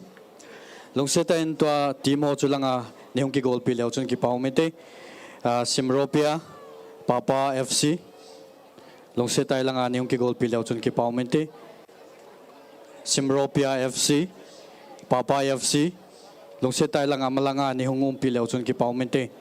Papa FC Simropia. Tunza umta Sri LM Kaute IPS Director General of Police Government of Manipur aman phatin la deuhin ijisungen lungseta player kasai Simropia chole Papa FC o malanga nihung din pidivin kahinteme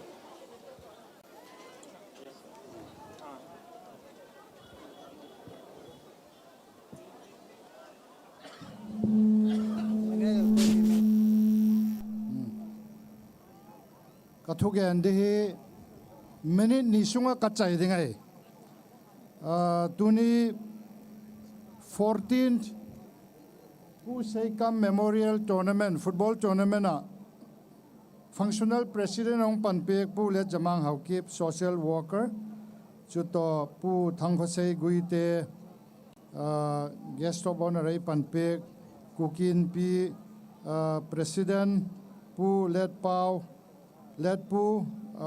donor tournament donor pu hemlal haukip pu seikam let seikam in sung mite ho chuto organizers ho tunita ka hen yetak programa hong pangjo se he lalengo na jana chibai masan kape hitigor program football mina pu let seikam memorial hong kibol he abol te insung mite ho organizers ho hen lungthim gel thei maman ka gela bangje hemitile football je ka una uje jar hi feel he ki kai khomi hi wa je feel hi kholmon feel hi e ho adinga chu important ma feel poimo ma khada he je tak hi unity feel to bangai ma theyo he ye tak hi e ho unity football tournament tuni Matthew he kepak auma echun football nom tak landing e wa player athiam pen te tuni he final onglu da dawa football kiti hi e ho adinga hen thil pha he chapang ho khang thak ho kitil ho na dile chapang ho fitna dile chapang ho talent le football skill develop na ding le ye bana chun state level hita lang national level le international level le player I theina dengo tigola a background is yam na muno hi jeken keiman le kaung pak chama ma tuile naute ho player thiam tak te ho hi abana ye sanga hoi josem ha panalong pano chapang neu cha komli komnga komguk vela panga hi football culture hi I develop ding with hi tuni hen นิปีปีเตหอกยังกงแกนูตาเพลย์เตหอยกับแกนูตาเยก็จนอีกำสุงฮีอุณาขัดเจดีว่ากิปุ่มขัดตะกายุมเทนเดงอนสปอร์ตซีฮะโปรโมทองไงเฮบีกับฟุตบอลหินมีคราวด์พูลอะไรเฮเยก็จนฟุตบอลหินนัสซาตะกายเดเวล็อปเดงอเยกราวน์เฮเลMLA องค์การที่เต้น turf ground ของเซียมดิ้งไว้กินแบบน่าเรียนตักอินเนียเยบานาชนจม district ก็มันจมมีปีเตอาดิ้งอะไร future turf ground หัวเซียมโอฟุตบอลที่ตะเลเกมจมมาให้ขันตัวน่าอิมาสดดีวิตีนี้ตุยที่ฮิกแกนูตาเยเจงชวนลังกับกิปากี organizer เตหงลังทิลเนวจ่า present กับเปวูตาจงลักเปโก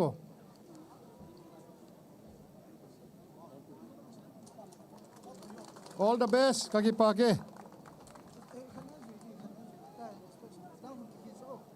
Hello, Kipaumin. Pu zaum tai alam khaute speech ngai ta chu nei pin nang zong ban ting le hong kai te in lang ti chu ka hin te me hin chula simropia cap manager momon simte stage lang ani hong kal pil chung Kipaumin te chula papa FC amangcha lungse tai lang ani hong pil chung Kipaumin te tua inspection ding ahitan lungseta guest also pu chief guest chu pu chief guest in lamnen kai dingen kahin teme pu alam khaute in lamin kain tin guest so se in lungseta inspection nei ball pi diven kahin teme chule dunia second session tiri tai sports sunga dinga ho sei ball pi diu ilawa mimin thang pen thu sei them pen meloi pen a ineyu pu mang tai thula dinga khan veina pengute lungsetan pu mang tai thul na padung kilal tele chun ki pawmente Hello, good evening. Tuibong ni Tapa, dam Chennai mo. Pandemic suwana sikatay din ako tungwa kadwe. Sila ki ken khel dori che ni. Ki pa wei ma ma to ni manager tigeli khadwe ho pi ni ma. Ladies and gentlemen, to the final lieutenant here. Sumla pai thale suwana sa time pang. Sumla pia manager pu. Khadwe welcome vaule Salmon. Mi bidak sumla pia first day ya me.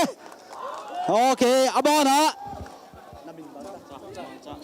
Papa FC te manager pa din ni. A first day ocean. Come on, let's give him a big round of applause. Umon, tuna ki molde ko simro pia te hi nala kya waile lak ni ding hita. Ning ko mapat alo thoi bang che. Tami chukang sao do da ding ha. Tu ni zo din ki ging ta thoi. Ki zo na ven. Score bang za di. One velin ki zo di. Medical team te ambulance well ready san koi khawoi bangai heart fail BP sang chi velum khale. Score line bang chi to ele Papa FC manager. 3-2. Papa te khu koi ma ta ten zo ngai lon chiu dan mo. Papa te chu bang hele alien pen hin siwa papa ten zo di ti he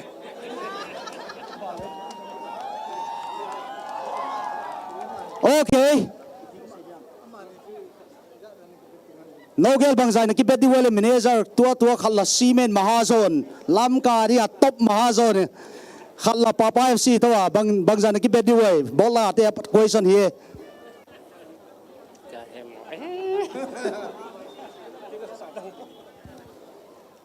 Sanga a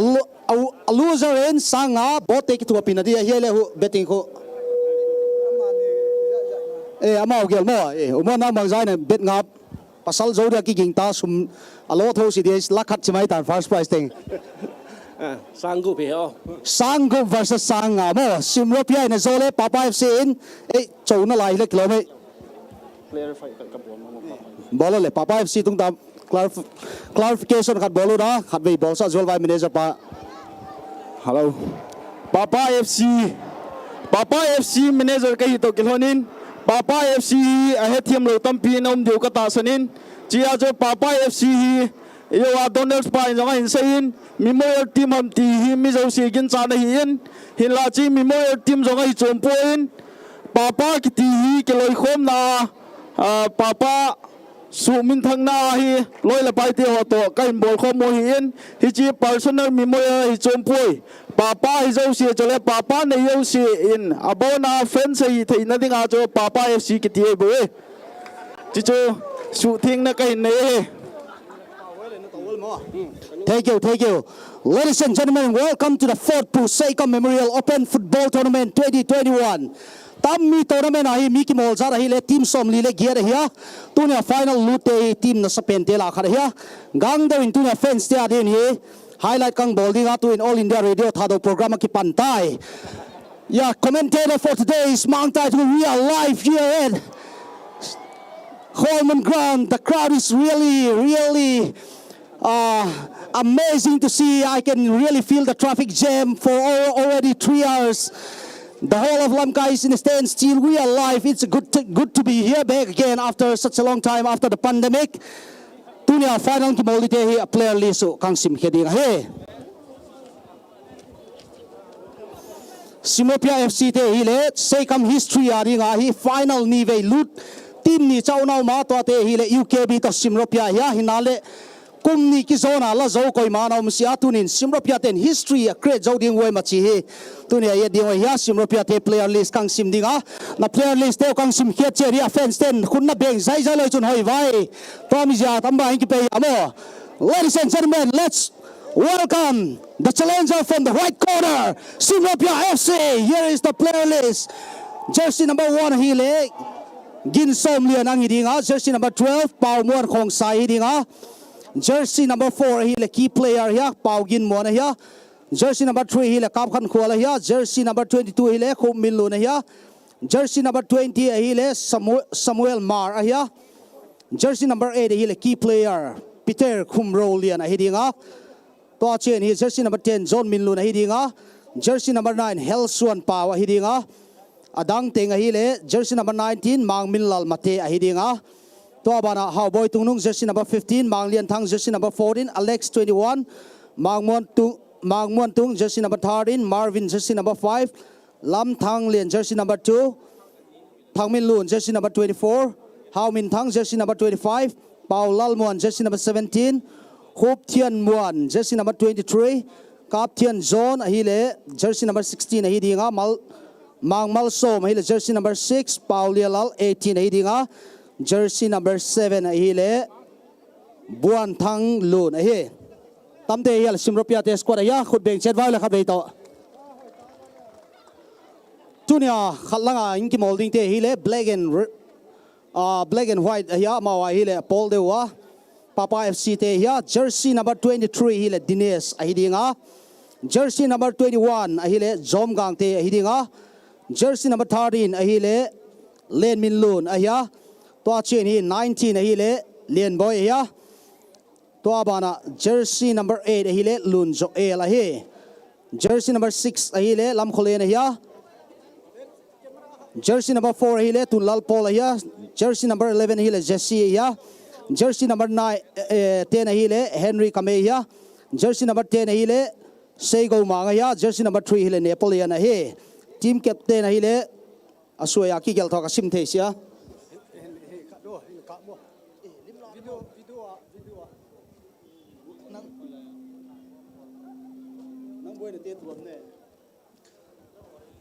Wa ki ho Cookie Football Academy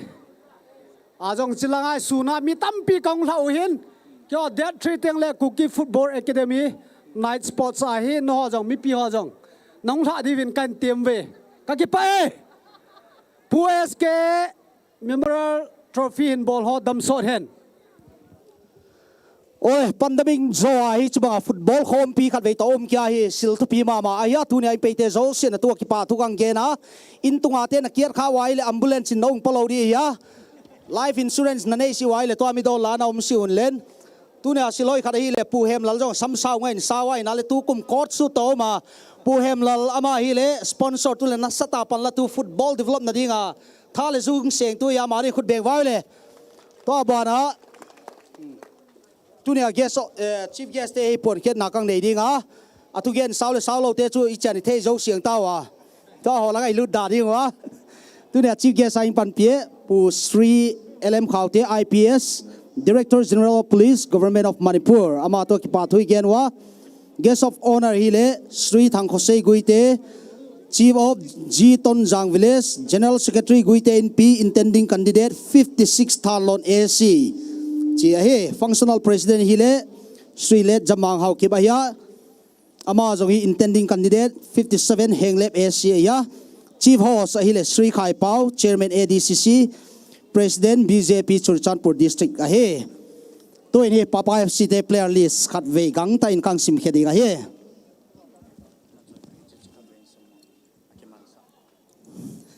chabi mang khat au ma lost and found chabi mangsa au min drive safe I need you here with me chiki gela a holder he Honda chabi ahe amang sa khan au wai le da nga ta nang la lo wai le khumu zamba la ma zuk to kana hendi he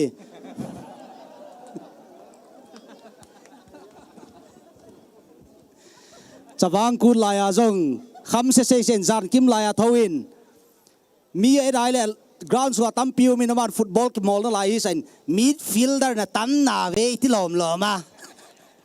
azu don hoi lo hidi da na ya mo to in he Papa FC te squad list kang sim dinga he jersey number 23 le Dinesh ahya 7 hi le Khup Koren ahya Momon jersey number 15 Pautin Mang 20 Zomgang te 21 Papa FC te na khudun na beng zel lo chin hoi vai tambang sei kam khompi mo mai lo ya football hi European amte ya dai le alapi sau to alamu to mini festival banga ngai ya weekend chen hi sildang bang ma lo ya tu ni jong hi lamka sildang bang ma theloin all roads lead to Kholmun ahimaya tamba panla Kholmun youth club tele sei kam sai te hi amao to ki pa thui gen wa hi igam sunga tournament te study ball chen hi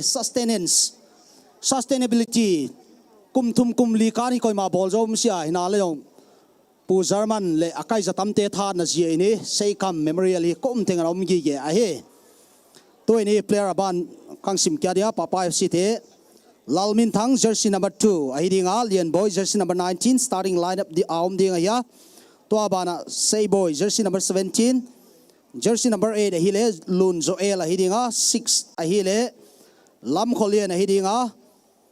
jersey number 4 ahile key player dinga ginta ya maile jersey number 4 Tunlal Paul ya 11 ahile Jesse Henry Kamei jersey number 10 Seigo Mang jersey number 9 Pawang Lal jersey number 1 Obed 18 Napoleon jersey number 3 Tukum Sei Kama facts and figures fans ten silpoi mo ithei te diwa poimo te kang puang dinga team som li le get chema hin chi team som li le get chem la chu fastest goal gang pen chu Thango Lal Young Pillars College jersey number 21 in LSC te to kichewa minute khara khum chu agang pen a hin lai referee pa jong grana lut man nai lo khum pe hile kilomin Zam Khomang di helun full timer first minute against B Vengnom akichmaya goal tam khum pente kang simdinga tambang tournament tu pile lian tai match ni chaw mi kharin goal sagi ta khuma tam mi hile miracle silamdang ma kharaya to mi ko koye chile seimin thang small dung YC striker in hi match ni in goal sagi khuma khatve nga khuma khatve ni khuma to mi ko tu tana score sida ma top scorer ya adang te anwa a kidem ding te ile Jackson Molom YC goal li khuma tamte ile hat trick late ya John Milun Simropia goal li khuma bolkot YC te to kimolun seimin thang goal sagi khum tu ya bol jang te to kimolin match ni ya to mi ko lammin thang how keep tuibong area YC goal to makuma Young Pillars te to kimolun pau go gin Gimne FC A team tela parini goal to makuma FC Galhang tela kimolun tule tua top scorer te kang simdinga seimin thang small dung YC in goal ko khumta John Milun Simropia in goal nga khuma John Milun no mai len khur khat veng tung voi na mel enun nang e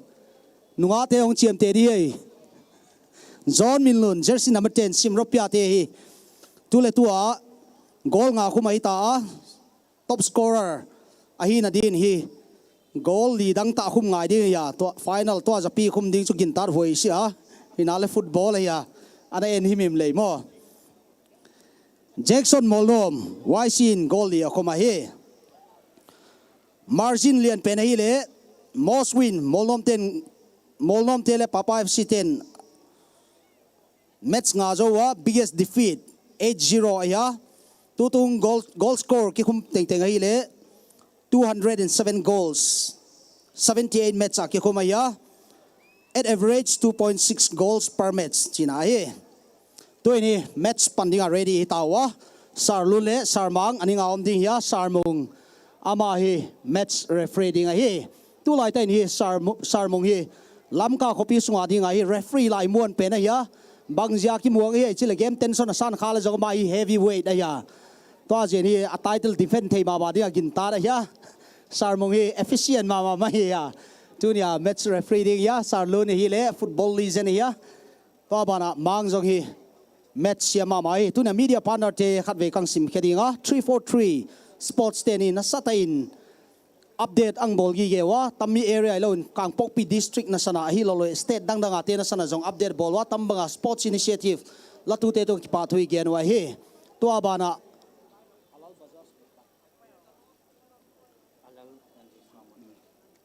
tunia sponsor te khatve to kang sim kyaringa individual sponsor te ile alal en Joshua Motors ten hi individual prize thing appear ya media partner hi le 343 te ya Tudung tournament organized to ile Holmon Youth Club ahi lamka football lovers study ni good news kat kang puang ngal dinga pu hem lalin jong nasatain gal pual bangin hi akolanga hin stadium to pi pen ikam sungi district ada recording ni nasatain na puwa government jong bol ngam lo kharama na khoya kumni kum thum sungai zo te dia gintara ya tu le tu asum se na hi le 1 CR banganai peita to ami goelon thale jung to asuna zani ni ama hi apang den singa football ground hoi ta mai war class stadium traffic boilo ding international match host na ding hi lam kan kinai paita ding hi chi thejian pu hem lal to ki pa thui gen wa asam jong na sau deu ta hen khat ve sampoi pen to nai ra ing lut ni ka ya pu hem lal na sampu za te ong hil la chin keu ka sam sau saut ka ya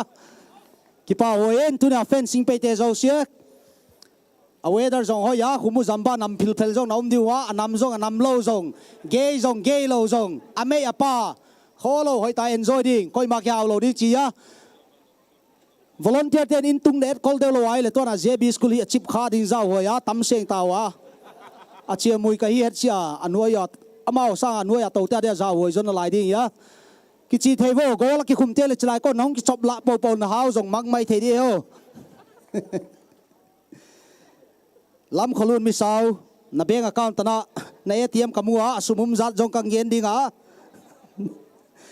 lam kholun mi sau na ATM card na akimua tunia he ilawa celebrity conductor aninga ki phol kang introduce dia nuwa tampi na CPD di pu paulen competition hoi vai khatve paulen conference te ani khatve introduce ma ngai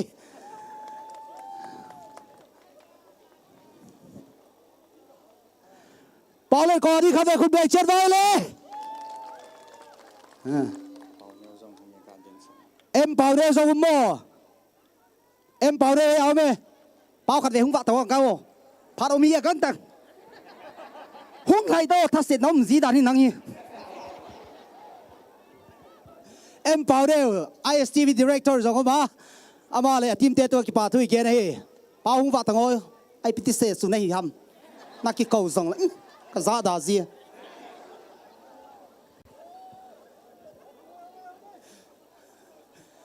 Pau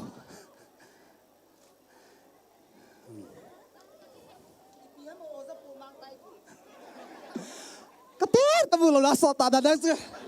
Kim no kamu lo kala so ta dan ka ziu me ko hiu nazi hong la kyong nazi tha ka hi thok te ko he Pau ki pau le je no tabang celebrity ikam sunga dinga media hi lo le ikam ada pan na satala sitaban hong je na chok ki pa to kan sen mi pi ho ko pi sei nom na yam ISTV anniversary de invite na bol no man pi na bol no man sei nom ne yam anniversary so ki sai tan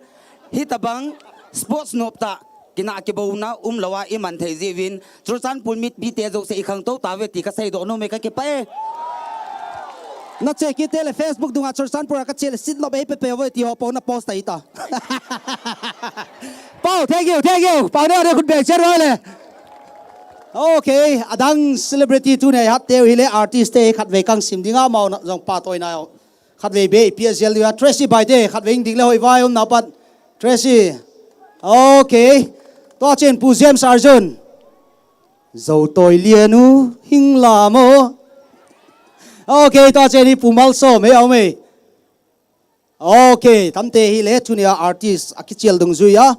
thanom time pe hi wa tunin hi match pan ma ma ding itawa tambanga mai ka tu kha chen hi ham phat na alom pin kala uda pu lm khaw te jong hi DGP apa rai ma jong MLA fight ding ya hina le DGP hi na ka ho pina top na hi ding gin tar hoya pu lm khaw te pamang mo tunia ki mol ti gel la koi zo ding na ging tai le ha jo in now tunia apa rai DGP pa na chi no lo ding zol nei pu lm khaw te na chi deu he you are a prophet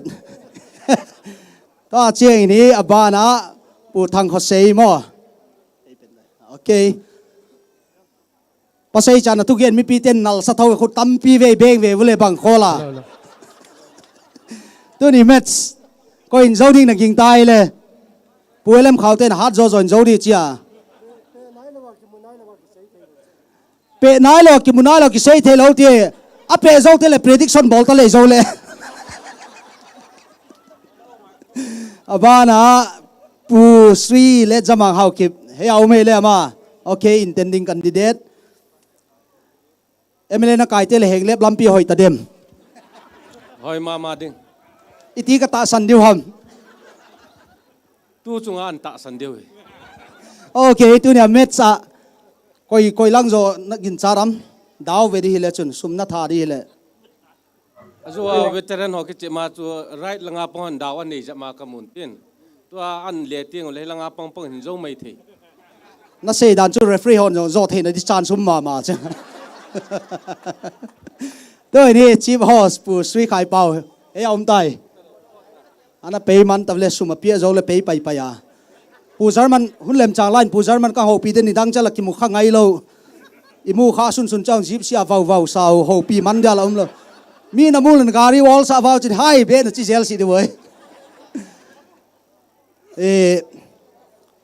plon football ground chu itabang plan ham ichan kumi lai zan na ball tam ipi ham na vision khat ve tana inding le chanoi vai dam sunga kor khat ve sun ki sila bange ni la ki but mang hi ke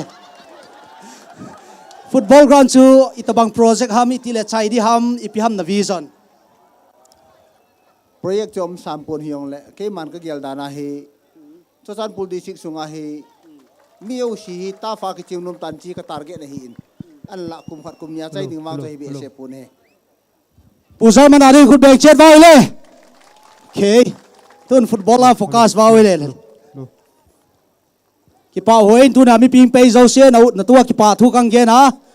hat tua min jong hi chai pui khom ngai lo political party hi chai pui khom ngai lo football hi po le chu chi le namum lo mo nop dan chu mai lo hi cha bang ding ma ya hi na le zo in nga na lo wan na in wa van ki gu kha le sei kam sai te na ngo lo di wa hi yo Ladies and gentlemen, we are ready for the grand finale here. It's going to be a very exciting one. Simropia once more creating a history by reaching to the final for the consecutive year, but it's yet to be seen whether they will be able to break the ice because no team has ever created history by winning 2 years in a row. That is a consecutive winning. UKB has stormed into the final for 2 years. But the last time they reached final, they were disappointed by Konsam in the penalty shootout. It's gonna be really nail-biting match here. Wonderful atmosphere here. It's beautiful Khol Moon, ladies and gentlemen. This is Mang Tai Tu, your favorite commentator. Whether you like my voice or not, I have to say that for the time being, because ezong nita cha pek khat pek ni man di ki sui ve bo.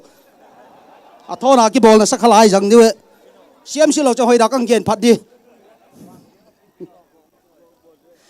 Go azua whether or not mama maya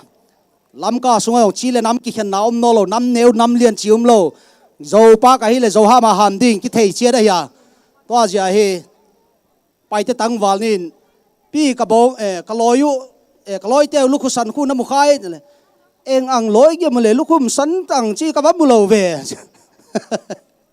hon bilana na do le na za we chile bangla zao na la we okay jersey number 19 simropia match starting na ta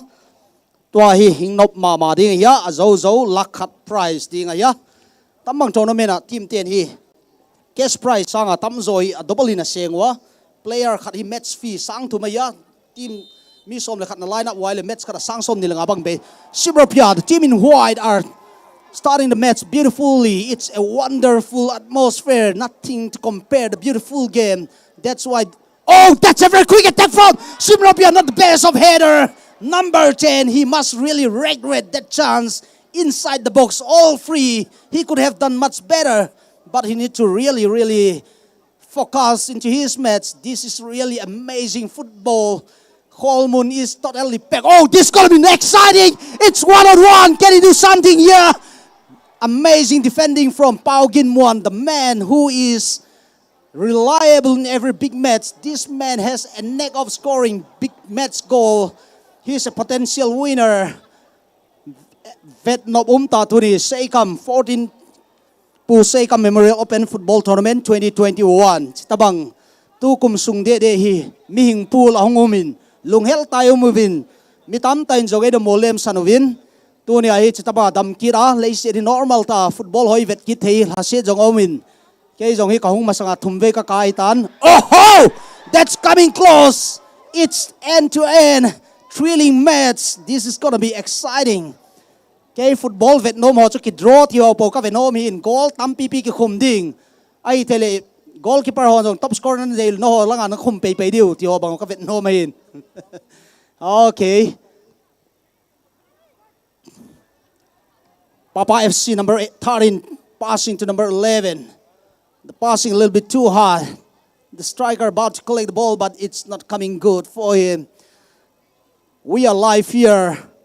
at Coleman Ground. I hope that there is a live streaming on YouTube from some media houses.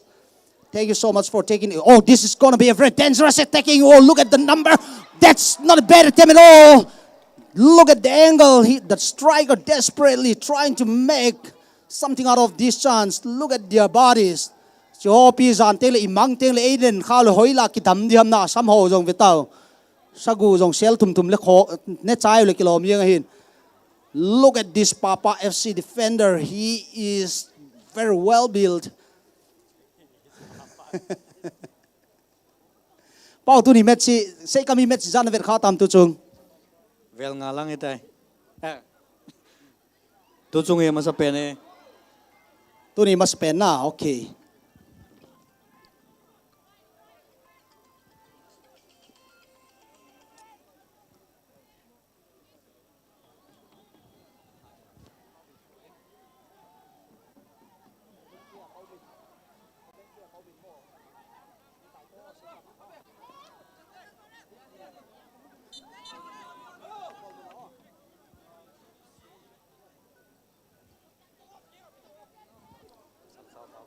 Okay, Asis Olin bola chang naltain passin.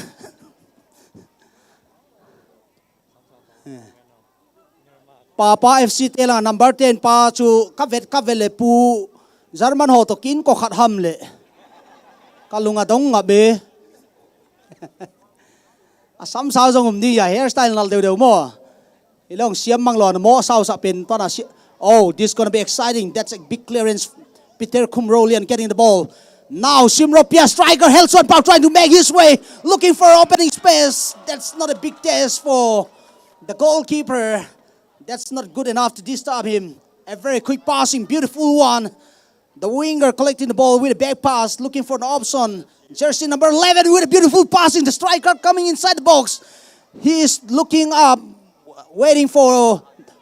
Oh, what a shot. That could have been very dangerous. Look at the counter attack. It's 3 versus 1. Beautiful attack at number 19. Oh, not the best of passing coming in from number 19. he could have done much better, but that's a very hard situation. Nop thôi pasal ki jelwa ngap le ngap bange. Hi chi de mong ma hi tang wa lai. E la ki upata chele la no sa ki na pang so mai the van wa jel mo. Tunia live streaming ball pe HOIKIM media te to ki pa thui gen win. Mun dang dang an ve ho zo se zong.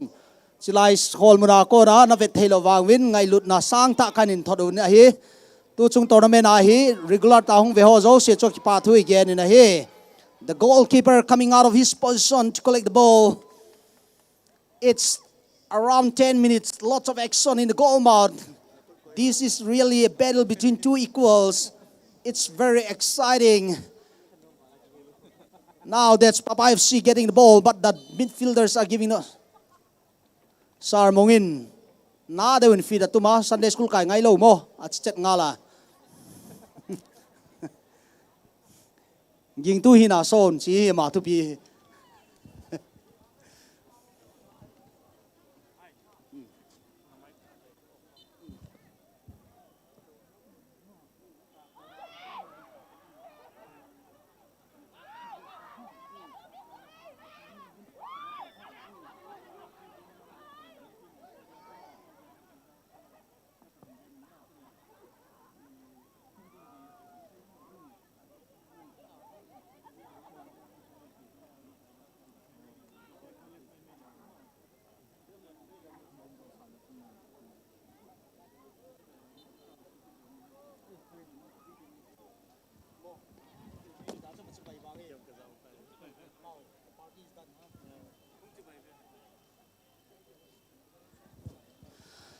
Well, the match is resuming. Papa FC trying to defend desperately. Look at that match there. Mipi te kwa kang ponur khada hile mipi ko ma sei nom ka nei khat chu tu ni phara tait wal be se jai pu LM khauten holim na tam ta nei nom in a hin ai wanga chu mipi jana ja ma hi chom chan se hin ni dang te le ma jong hi hon bi lai interview bol te dio hin media dang zo se jong ka sei nai o pau ana lung hang khamanin tan te to chen hi pu LM khauten atanu mel hoi ta la siam ta ding di khaute jong pui jen to ki pa thui gena khat ve tanain pe himim le hoi vai ma jong ding di khaute. Please kindly tana khat vein pe le chnoi wa mi pi te ko introduction comment tammi hile ding di khaute ya mi pi te tammi ding di khaute. Thank you for being with us. VIP teng teng na un pya na min gen dia ka bai ha lo li jong kanai lo i ka Google ai search la hunum lo di chen min kang gen kha lo te hin mo na sa siulen no jong poimo chiat na hiu chi ki thei sa o do he tule tua match 0-0 ahin line Simropia te kum ni ki zoma final alun now ahitan Papa FC te in Simropia dream across diwam ahilale sap te say dale will lightning strike twice here at Coleman ground. Simropia te hin tu chung la kit vai le oh this is a very dangerous move, not a bad shot. This is where Helsuan Pao is very dangerous. The defender need to be careful not to give him space. The defender need to be really wary of him. He is a man who can cause potential damage anytime. The best thing is not to give space. So far I can see only 4 defenders from the Papa FC,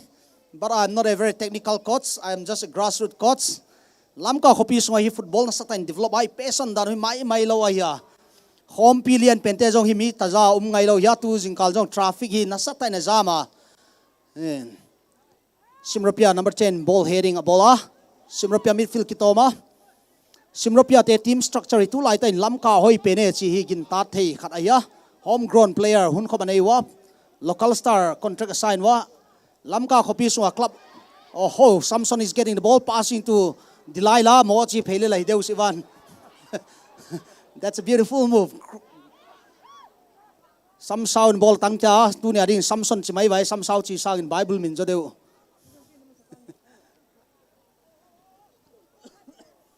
Defender number 4 Pau Gin Muan, he is looking very confident. Cho tabang defender to ta to sang wa football pe da le kanom rồi. Hey. Player got injured lekiloma medical team te Papa FC te medical team te referee te nang signal walen tailut ngal diwa. The prestigious trophy is sitting here. Who will be The winner, it's yet to be known. It's $1 million question. Time will tell us in another 90 minutes. Let's see what drama will unfold here. It's really baptism by fire. It's going to be survival of the fittest. May the best team win. Congratulations for making to the grand finale. It's a lifetime achievement to play football in front of such a big crowd. Ấy dòng tăng vào line khát về sun bé. Ấy là goal không đi dòng khát về bé. Tabang final kiki mol khá là hồi đi à.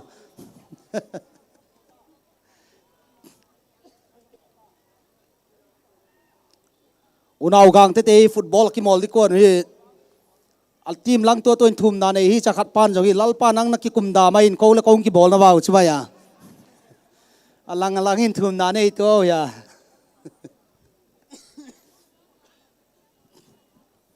Eno bhoi mama maya tu nya. Say come final via hung ho zo sien chunga ki pa thu kan se in na bon wa ticket cheng som man be le sum tam ta kila diga. Vô cả đền chỉ là school xã hội cho contractor họ call ta vô rồi hung chim là lấy pi lo điều hầm mi pi tàu na đi ngang gallery hilo hill chu tam wal be se ta chu la pu hem lal kum ki le chilai chung chuk sit na bolung ai VIP ticket bau pe di he hilo le chim thei ding ta tao mi la mi tam dan chu in chunga thing ho chu na ado zo ta di nam keeper pal striker pa ki del tu chen wa hina le keeper pan an save keta he Dines he tunia say kam football via mi tam wal be sa numai le pasal sim lo azong mi sang som ki wala he aum lo ho ki san joi ho le ki mudi di Churchanpur bazar jong koi macha bazar ka di la kha ta ve tiu chu say kam final ja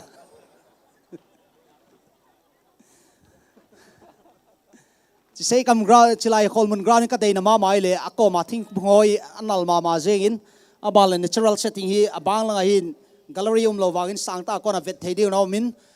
tu say kam oh ho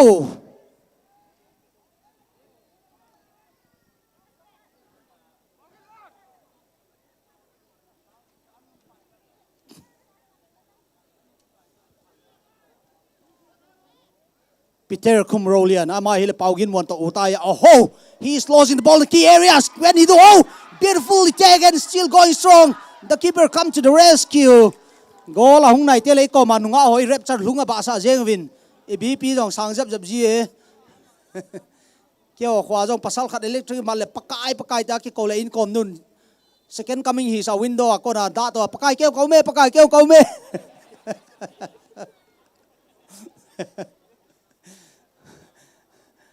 Oh, what a beautiful passing. It's one-on-one. Can he catch something? But the ball is a little bit hard for him to control. He needs help. The midfielders are trying to create a passing space to come for the support. Chilaila nunga hoi jep hamo chilaila na thanom deu na kilang e. Game hitule tuin ki beit hei mama maiwa. Oh hoi. Oh, that's not far. Kadeo. Tem no kan vare at no boy to abang te hi kai road. I want to see attacking football. Defensive game draw chi vel kai no cha. UFC ke le jong ki knock out to chat di hi ke road te hi. Pasal ngam le ngam bange ki thamu giel na gielu ki so wo. Simropia FC with a clearance. Peter and the defender dwelling for the ball here in the midfield. It's number 12 with the throw. Simropia creating a beautiful chance here, but the defender looks very fit.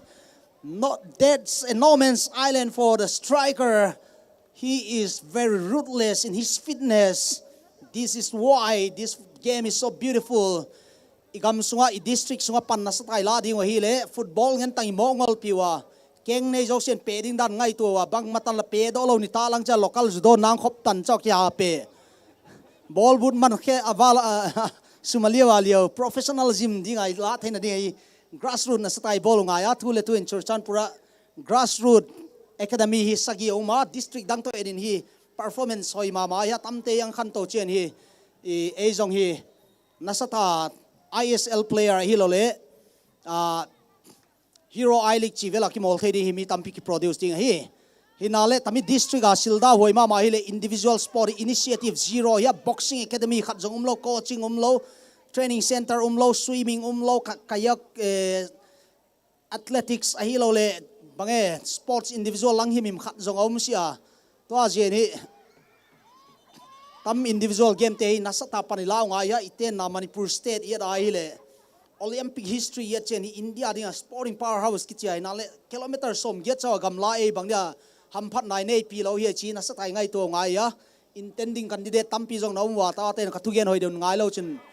no jong MLA nang hi chen hi mi pi te ma mo na thei thei ding wa he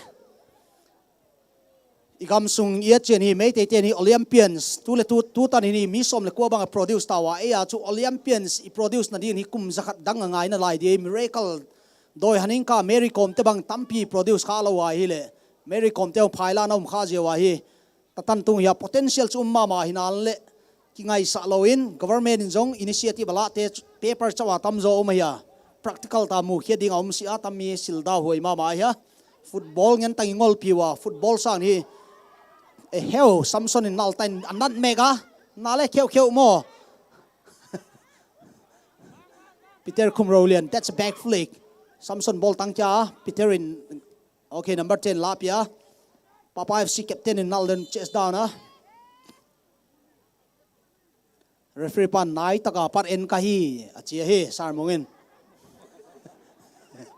muchiang ma kahi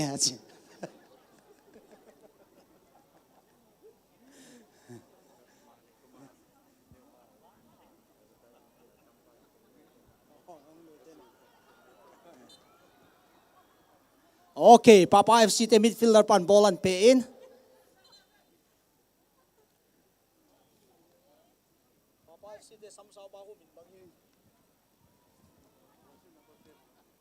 mo John Minuk mo e pusim rupia mo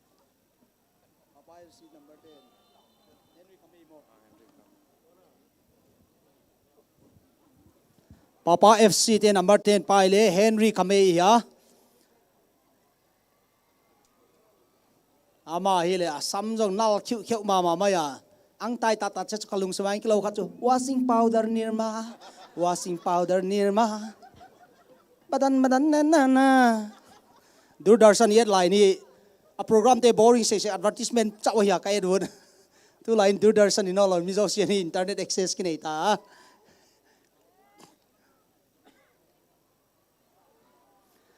first corner of the match aya aha oh that's well taken corner but unfortunately no one to collect the ball there in the key areas Tunia Simropia FC lawa coach sa hile sar khamin thangya the Shepherds Academy nei tu ya ama coach sa hile makathei sia inale technical line hin ama jong help ding no ma oh number 19 ball nal ten kolega defender thumina dom head siwa ana sial phua pai ngalo hi sar muin tho boyong khang me go chila na sa khuma to in number 13 ball tanga Peter Kumrolian midfielder influential mama maya Henry Kamei to ki bewi at tan of hoi mama mayo he ladies and gentlemen we are live here from Kolmun this is 14th S.K Memorial Open Football Tournament the winner will walk away with a jackpot of 1 lakh Indian rupees tunia sei kama final ho chun Burma suma apoding zar le cross som thum le ni hi atam dan chu abon wa ong kar khar chope thai di India sumile Burma moria chai ga don ale cha khon khat man jani le som thum ti la bo e oh Papa FC in ball ang pekel to kar winger pana den taya ki del chen wa 22 on fit mama maya et no boy mai lam ka khopi khang to deu maya tu le tu ni futsal turf ground no mina bola hinale government initiative noya hin turf ground khat jong kinai sia football le chen go zu le buan noi ni sa le lei vui khu pa jen hi all way the ground hi khat jong kinai sia unau Mizoram lamte ye chen hi district china hin international size stadium hoi tan nei thewa ei bang chilom lo mi hiwa tam mi hi hoi dewai ki ngai to kyau nga ya kum hi zapi democracy kum som sagi swang stadium khat jong lam khe zo lo te hiwa intending candidate te hoi don ngai to len ha ngai to lo chen chinglo mai thein lai no jong boy hoy na kan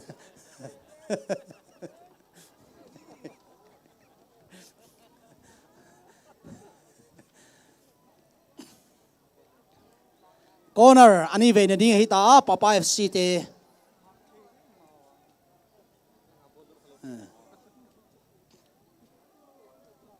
Henry kame mo pe di Henry come in corner naltan pe Papa FC te striker koi ma lo winger pan nasa tay na dila hinale ball control zolo hile kilo ma hi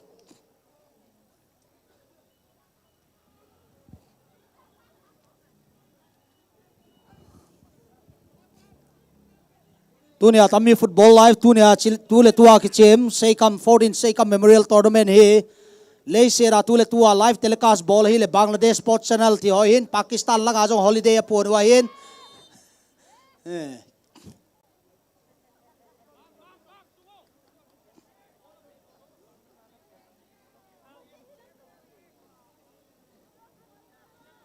Sar mung jong chu hoi dewang tai ta pen lei thuang kinu le li Muan huay mama. Ahoy, free kick nal tang pewa. Aha. Papa FC 10 clearance ball so ma Helson pau captain na handball khai le kilo ma he. Alang hi ko ye zo zo ding gen the hi si a tu le tu chan ni ki ball thei mama jeng win. Vet no om le jeng stabang football final. Pandemic coronavirus ya hi ina kum ala ina ki khumwahin sitabang leisure normal thei taloding ana gel jong mitan ta din mental stress. Oh, what a run, Peter Kumrolian. That's a beautiful passing inside the box. Oh, still going strong. The defender come to the rescue. And Sarmung is telling something through sign language to the player. I just love this man, the way how he is dominating Peter Kumrolian, setting a beautiful chance out of nowhere.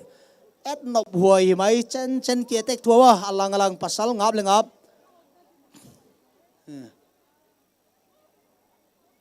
Oh, that's a very dangerous cross coming in. No one to collect the ball there. Peter Kumrolian is on fire. Now it's 1-on-1. Let's see what would be the outcome here. Pasal ahoy nal di mo. Oh, ball har kade ulek loma. UFC vel in a player te sang e jong aki beidan dan na ki koile maya. Itha jung teng na khamdil del jela he.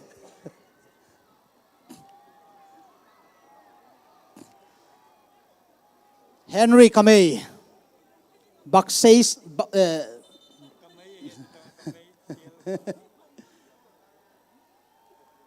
Amei to pauri ka sale sama alama pawa Henry Kamei.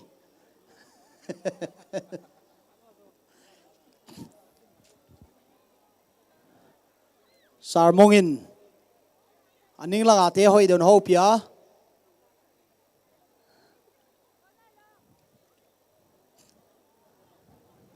Player Liam hile kiloma.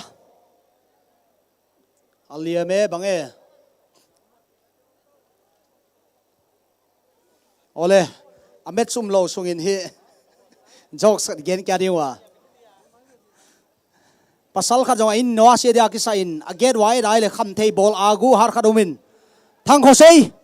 abu zo soi ta khatang chilai mulukol chu agu dia to ki ta na muam. Agu har sei jina in veng pau kham thei bol pa abu ge ato le a kon zo soi ta khatang chilai mu agu dia to ki ta chuna muam.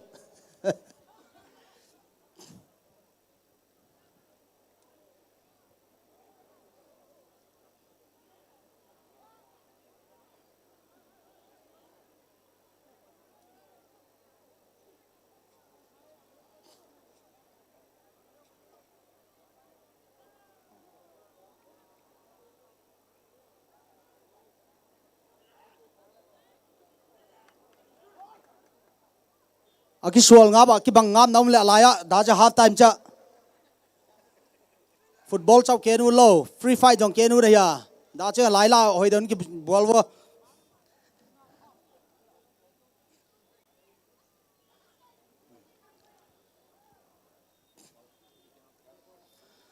bang ma serious sia aning lama